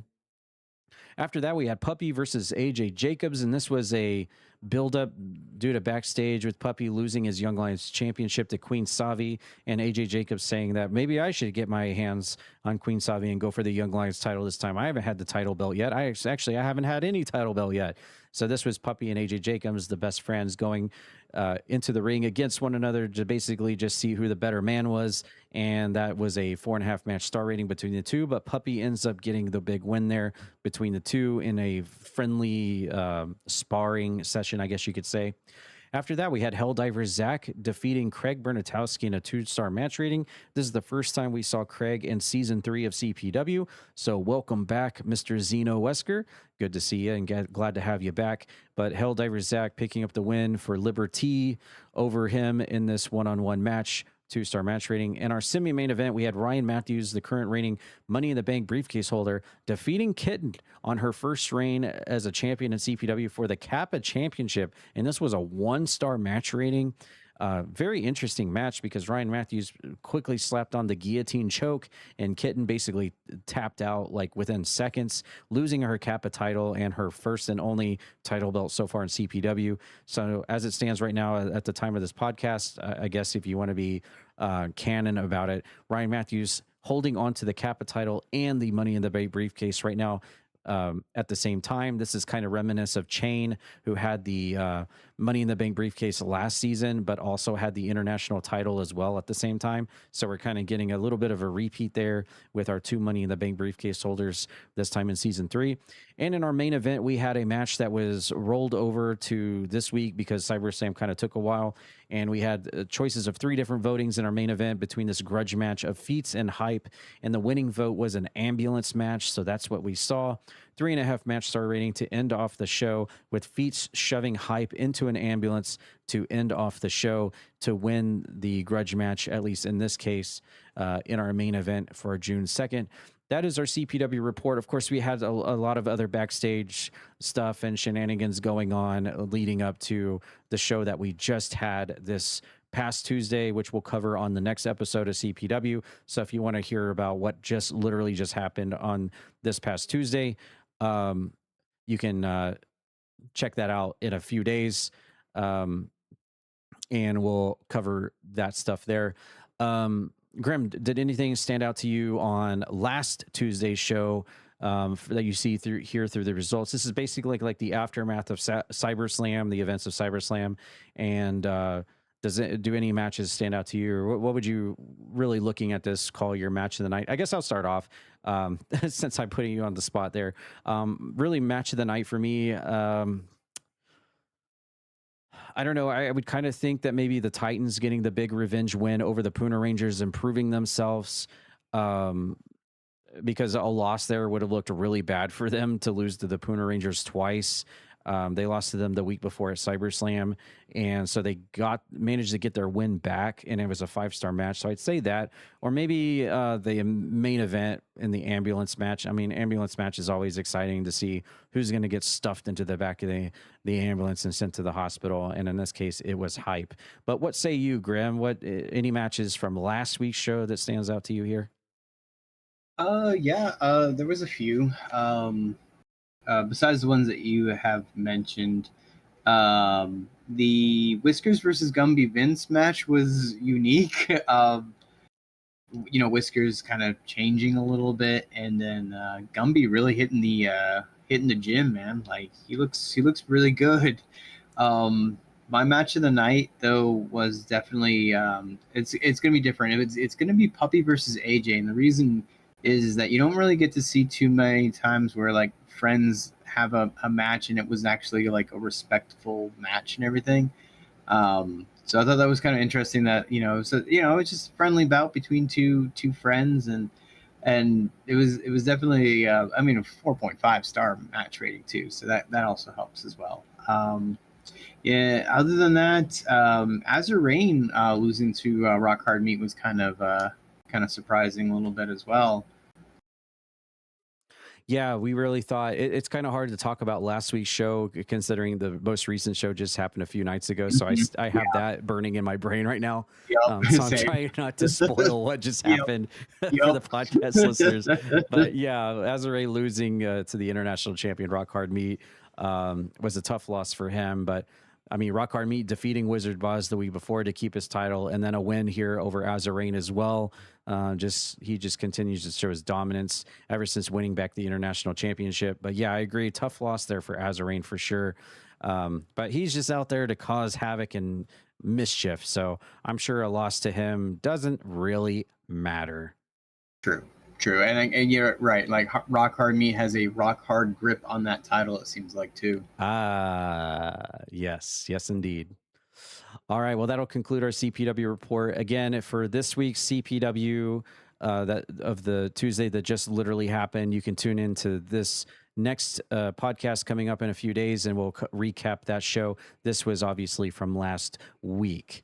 Okay, we're going to move over to the Croakitoad stream team news and see what you guys have all been up to real quick as we enter our final segments of this week's podcast. And we'll just go right down to the list, courtesy of Coke Soda Can, who goes through and looks at all of your VODs throughout the past week. And we'll just go through here, starting at the very top of the list. We had J.N. Moore, who is our podcast co-host here. He basically played an entire complete bag of video games here this past week. Holy crap. Between Escape from Tarkov, special events, I guess he was watching some of the game showcases over the weekend and throughout the week. He was playing Starseeker, Astroneer, Expeditions, Marathon, Onimusha Way of the Sword, I'm assuming the demo, that I also played and is available on my YouTube as well for that playthrough. Hitman World of Assassination, 007 First Light, and I also heard he actually completed the game, and Car Mechanic Simulator 2021. What a mixed bag of games right there to start us off. After that, we had Sarah Boo, who was playing some Legend of Zelda Ocarina of Time, the Master Quest, so going a little bit retro there for Sarah Boo. After that, we had Coke Soda Can, who actually returned to streaming again. Oh my God, it's a miracle. And he was playing some Forza Horizon 6. He was doing some TRLEs, some custom Tomb Raider fan-made levels, Dead by Daylight, and Fortnite, which is kind of par for the course for a Coke Soda Can stream. We had last week's streamer of the week, Roxas997, back in the streaming saddle again, doing some Ratchet and Clank going commando and Persona 5 Strikers. After that, we had Lucinda, who is doing some Watch Dogs 2, and I believe she left a post in our stream team Discord that she actually finally completed Watch Dogs 2, and she just went through an entire marathon of Watch Dogs 1 and 2 back to back, and that's really awesome to do that. And I've kept saying the past couple of episodes I really need to get into Watch Dogs 2. but yeah, I think that's really cool that it's what started off as just like a recommendation or a community vote to do the first Watch Dogs, and then you just went right straight into the second one, and then you just actually did both of them back to back. Really cool, and I'm looking forward to seeing what's next for you, Lucinda. We also had RE Kitten 137 doing some Walking Dead Season 2, Crash Out Crew. I don't know if that was our collab stream or maybe she did it at another time. We also had, she was also doing Schedule 1, Resident Evil 4, and Resident Evil 6. Ew, why? Feats Beats Games was doing some TRLE custom Tomb Raider levels. I'm surprised there's no Dino Crisis in there. Speedruns. Just TRLEs for feats this past week. We had Puerto Rican Chipmunk Maggie, not Muggy, doing some Disney Dreamlight Valley and Resident Evil 2. So a little bit of mixed bag there for Maggie, what I would come to expect as she stays on that Disney Dreamlight and that Resident Evil. What a strange combination of games right there for sure. We had Chain once again going back to Ayuden Chronicle 100 Heroes. Man, he has been on that for weeks. And yeah, it must be a great game because that is what he has been playing. Necromananon was back again in the streaming seat again, doing Drive Beyond Horizons. Man, I cannot talk. Drive Beyond Horizons. So Necromananon, hope that was a good stream for you there, doing some of that. We had Urkamus, who was playing also a mixed bag of games here. Together, Moon Escape, playing some of that Ground Zero featuring OG Brad Vickers, our good friend. And of course, Dark Souls Remastered, going through that playthrough as well for Urkamus. We had Patrick's Raider doing some Sly 2, some special events, probably watching all the game shows over the weekend, and Sly Cooper and the Thievius Raccoonus and Resident Evil Requiem. And I actually rated Patrick's Raider on last night's stream, but of course I'm giving spoilers for this next upcoming podcast by saying that. We had Zozakin playing some Archipelago, his weekly Archipelago challenge with his community, and we kind of joked on the last CPW that he should because he came out. This was actually the proper CPW I should be talking about on this podcast, but he came out in the midst of all the title crap with the 2K with messing up the faceplates and stuff. He came out with the Kappa title, even though he wasn't the Kappa champion, and I made a joke that was actually the Archipelago championship in CPW, so he got a kick out of that. But I hope Archipelago's still treating you well there, Zuzakin. We had Agatha, who's playing some Castlevania Symphony of the Night, and she was still playing a little bit more of that yesterday. I was at her stream, still continuing her first-time playthrough of Symphony of the Night, but also playing some Silent Hill 2 Remake. And I didn't know this, but Agatha, big fan of 007 First Light. I really had no idea that she was a big James Bond fan. Seems like she is. Burnsy still playing some of that 007 First Light. And again, just like last week's podcast, if ever there was a name that completely matches a video game, that's it right there. Burnsy playing 007 First Light. We also had It's Pocket back to streaming again last week, who is playing some Outer Worlds Spacer's Choice Edition. So I hope you've been enjoying it, exploring the Outer Worlds there, Pocket. We had Disco Bunny back again in streaming, playing some The Beast Inside. Lone Star 82, I believe, celebrated a birthday this past week, and with that birthday, he was also playing some Gang Beasts, Wreckfest, and Final Fantasy VII Rebirth. So officially from the podcast, Lone Star, happy birthday to you. Jojo Spud 247 was playing some more Resident Evil Requiem. Good to see Jojo Spud back in the streaming chair again. And we had Lilu Horrors playing some Resident Evil 0. We had Atomic Bomb 1980, one of our newest members of the Croakitoad stream team, playing also a mixed bag of stuff. Dark Souls 3, Suicide Squad, Kill the Justice League, kind of the same stuff that he was playing on the previous week. And we have our brand newest member of the Croakitoad stream team, and that is Mayhem. So welcome aboard, Mayhem. This is your shout out here on the podcast, who is playing some Resident Evil 2, The Forest, Dead by Daylight, Dollmare, Graveyard Shift, and Fortnite. So playing a ton of different games there in her first week being a part of the Croakitoad stream team, which I'm still trying to change the name over to the I'm trying to remember now, Team Toad, I think it was. But now, since we went through that, let's just go through real quick, because, every time I try to say, like, what is everybody up to? What are you all going to be streaming? So we'll just go through those posts real quick to give all you fellow streamers there as a part of Team Toad your proper shout out. Again, Mayhem, welcome to the team. Glad to have you officially joining on June 1st. at 7 o'clock p.m., according to the Discord. So welcome in, ma'am. Glad to have you. Mutual friends through Lucinda. But Zozakin posted on June 2nd. He said, update at the end of podcast episode 10. I asked how Archipelago went. We actually just finished it a few days ago. Zozakin said, I left my settings in the hands of one of my subs and was expecting a very difficult, crazy run. And it was difficult and crazy, but also I was given some key items at the beginning as some kind of mercy.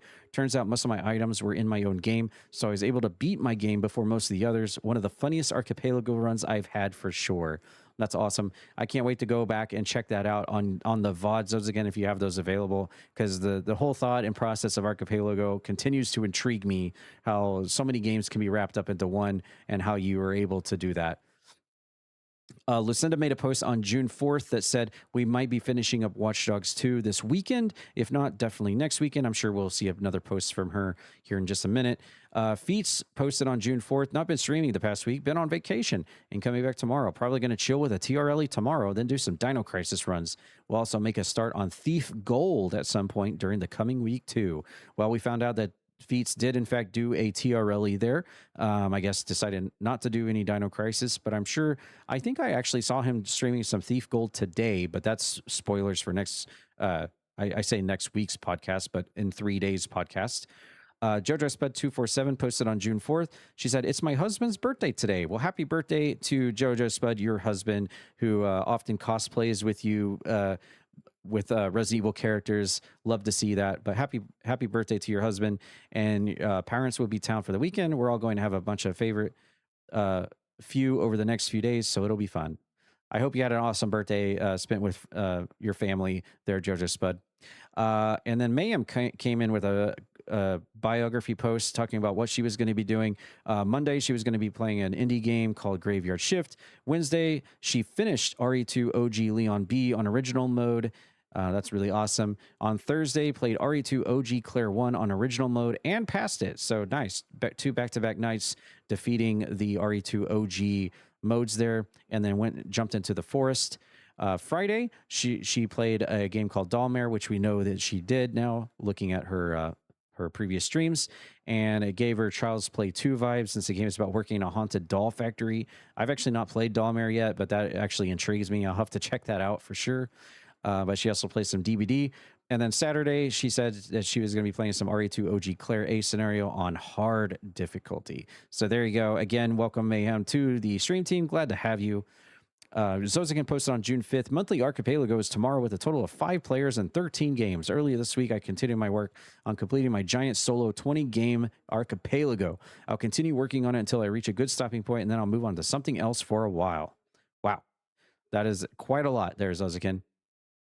Then we had Spooky Auntie, another member of our stream team, jumping in to let us know her update for streaming. And she said, I'm finally back to streaming after taking a few months off for mental health and life things. I'm jumping back in with my favorite Resident Evil game, OG RE2 on Leon's run. Easing back in with 3 streams this week. Very excited to be back on Twitch and check out what everyone is up to. So that was on June 8th. So I feel like I should probably stop here because everything past this point would be for this upcoming podcast in a couple of days, but I'll just go ahead and read it just so we're caught up at this point. Lucinda also posted earlier today at 1:30 in the afternoon. I only just now thought to say we finished Watch Dogs 2 and we'll be getting a second playthrough of the 2018 God of War game, doing NG Plus and all side quests this upcoming weekend. So there you go. Lucinda knocking out Watch Dogs 1 and 2 as previously mentioned. And now moving over to the 2018 God of War, and that's a game I really need to play and check out. So I hope that's a fun time for you, Lucinda, and not too hard, going for all the side stuff and all the achievements and trophies and whatnot, what have you. All right, but that's the report of everybody in the stream team for Team Toad, Team Croakitoad on Twitch.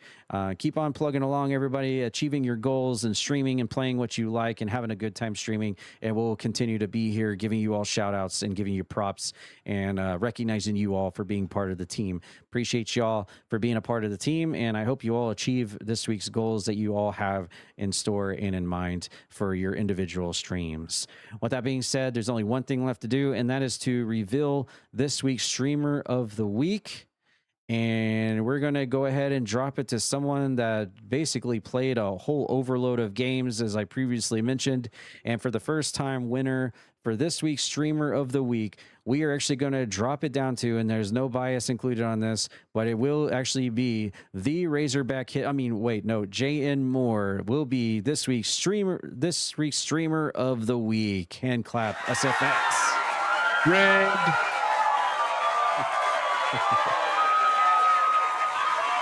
And he is our fellow Toad Talk podcast co-host here and played just a bunch of different games. Did you stream every day this past week? I think so, yeah. All 7 days he streamed. I mean, and played just a complete mixed bag. Actually completed 007 First Light as well. So impressive as well, throwing that in there as well as multiplayer and then watching along with some of the game shows as well. What was your favorite moment since I actually have you on here for a change, Streamer of the Week? What was probably your favorite moment of streaming last week? Does anything stand out to you when you first think about what you streamed last week?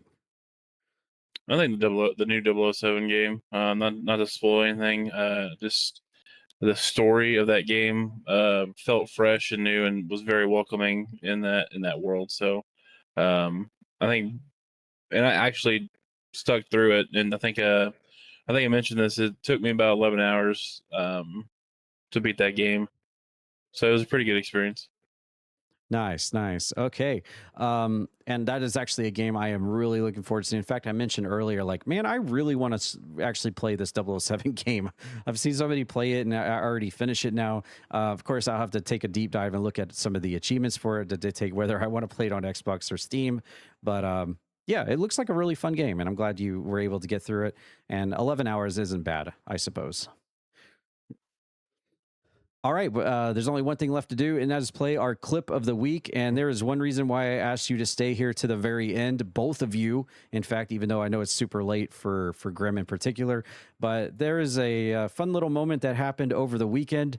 And for those that don't know and are not connecting the dots, myself and Zazarus were actually together in person on Saturday, just a few days ago. Oh my God. Yes, we were. Yes. And we have an official Twitch clip of the week for the Croakitoad community. And guess what? It was live and it was in person and it's directed to you, Mr. Streamer of the Week. So let's roll that beautiful bean footage and see what Croakitoad and Zazarus were up to together in person this past Saturday. Oh, and by the way, if you're listening on any of your podcast sources right now, avert your eyes to the screen because you are about to see the video. It is actually a video, so check it out with your eyeballs. Okay. Well, guess what? What? Jeremy. Wait, we're not getting audio, are You we? know Jeremy, right? I do know Jeremy. No, we're not. Okay, hold on. Let me fix the audio. Well, I thought I had this. Right click the media, properties.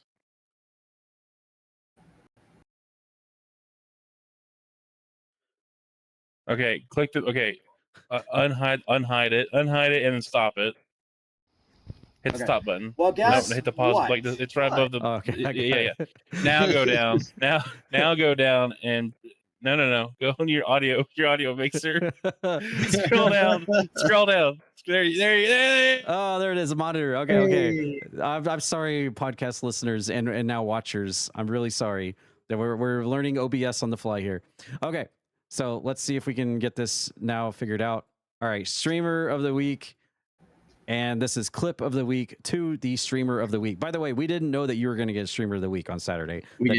That just actually happened by coincidence. But let's see if we get audio. Okay. Well, guess what? What? Jeremy. Oh. You know Jeremy, right? I do know Jeremy. I'm yes. surprised you know because he's been a no-show last week and he's not here either. Exactly. It's a crazy notion. Wait, hold on. Maybe if we call him Raji, he might answer. Yeah. Raji. Raji. I don't smell him. Do you smell him? I don't either, actually. No. I don't know why I'm smelling my hands. I know why I am. Why? CPW. Oh. Yeah, you come got on, me, man. Okay. But anyways, yeah, no Raji. Yeah, where are you, dude? Yeah. Just like last week's podcast, showed because you had some stupid excuse about fixing your car or something. Yeah. We know you probably had bad diarrhea and you're stuck on the toilet, and that's why you couldn't make it. So, just like tonight and just like last week's podcast, we have a special guest here to replace you again. Since we're here and you're not, let's bring her in. Asterial. And look at that. She's actually repping the Croakitoad merch as well. Where is yours, Raji, Jeremy, Razorback Hitman, JN Moore, whatever your name is this week? I lose track, seriously. Remember when they used to make fun of me for changing my name? I know, right? Like, you've only done it like 4 times. Yeah, Raji's like, hold my Pepto-Bismol. Pretty much, yeah. So, yeah, we're here. Where are you, dude? Yeah. I mean, I know I'll be seeing you in a few months down at QuakeCon when we drive down there, and we'll have lots to say. But, this is where it counts, man. Where are you? Yeah, I guess we can't do the podcast right now. We have to wait another day for you. Yeah. Thanks, man. Yeah, Appreciate if you would have it. came over, we could have done like a 3-man live podcast. Yeah, we had tables, chairs, everything. Yeah, we even had extra toilets just for you. Yes. That weren't taken up. I actually just used one. Kind of blew it up a little bit, but you didn't even know that. Anyways, we're here. This is last week's podcast right here, and hopefully this. Let's see, it's not going to be tomorrow because I won't be home yet. Yeah, probably Monday. You'll be seeing this on Monday when we roll it live on the podcast, and you have no idea that we're going to play it out of nowhere because this video is just for you, dude. So we'll see you when we do the podcast, and actually. We might not. We might not. I've been thinking about this. You might no-show next podcast too. Yeah. Yeah. So maybe in like 6 months when you actually show back up to the podcast, then you'll see this, right? Yeah, maybe. Or you can go to YouTube. Yeah. Oh, that's right. YouTube, or Spotify. Yeah. Or Apple Podcasts. That's right. Yeah. Thank you. And hopefully iHeartRadio soon too. Okay. How long is this running now, Mike? 2:33. Oh. Boy, okay, we should probably cut it down. We're still under what we normally yeah, are. Right. So it's not a 4-hour video, so that's good. But this will probably bring it out to 4 hours on the podcast at this rate. Probably. Anyways, hi, Raji. We're here. Hi, You're Raji. not. Hi, Just wanted to do, since the three of us are here, and say hello. Hello. All right. Thanks, and goodbye. All right, there you go. Right. Your thoughts. Okay. All right. Well, I'm glad I farted on your hand. That's You're it. welcome, Graham. That's it. That's all you got. That's all you got. That's it. After all of that, that was it? You will get my rebuttal whenever I'm at live in person with Ted. But notice how he used the word butt. Butthole with 2 T's, like the giveaway. Trust me. There will be toilets involved. There might be some foreign substances come out my butt involved. Oh no. Yeah. You have summoned a beast. Also, Grim is safe for this because he lives like 7 hours away from me. So. Right. But one day. I feel like the funniest part about, there's a lot to unpack and there was a lot of funny there, but one of the funniest things is the fact that we were actually insinuating that the podcast would actually take place on a Monday, and here we are. Monday, yeah. On a Wednesday, yep. Yeah, here we are on Wednesday, yeah.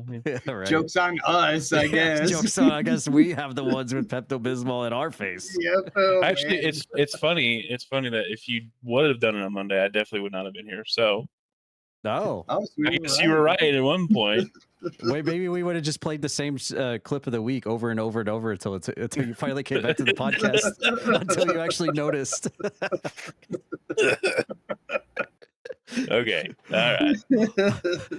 All right. Well, that's a good time to wrap it up. Oh man, we broke the 3-hour mark. All right. You know what? I'm okay. I'm actually okay with this time. We had talked about a lot of games earlier, so I'm okay with this. But yeah, thanks everyone for listening to this very midweek episode of Toad Talk Podcast. Appreciate you. And again, we'll be back in a few days to talk about more stuff, more games, more everything. And again, make sure to enter that giveaway. What was it? Fox Butt, #FoxButt in the comments to enter that Star Fox giveaway for Nintendo Switch 2. Make sure to enter that. Thanks, Raji, for being here. And I'm glad you liked our personal message to you from Saturday. Yeah. And thanks, Grim, for being here as well and participating with the lovely Asterial in that personal message to Raji on Saturday. Yeah, we were very honored to be a part of that. Yes. We could just completely cut a shoot promo on our fellow podcast panelist here, host. Yeah, I can't wait for the one that you guys do at QuakeCon. Yeah, that'll be a fun one. I can't wait for that. Yes, that will truly be the rebuttal promo. Yep. All right, you guys have a good one. Thanks for listening. And as always, if you liked what you heard here, if this is your first time here, please drop a like, follow, and subscribe wherever you are listening. And we'll be back in a few days to bring you the next episode of Toad Talk Podcast. Have a good one, everyone, and we'll see you and hear from you next time.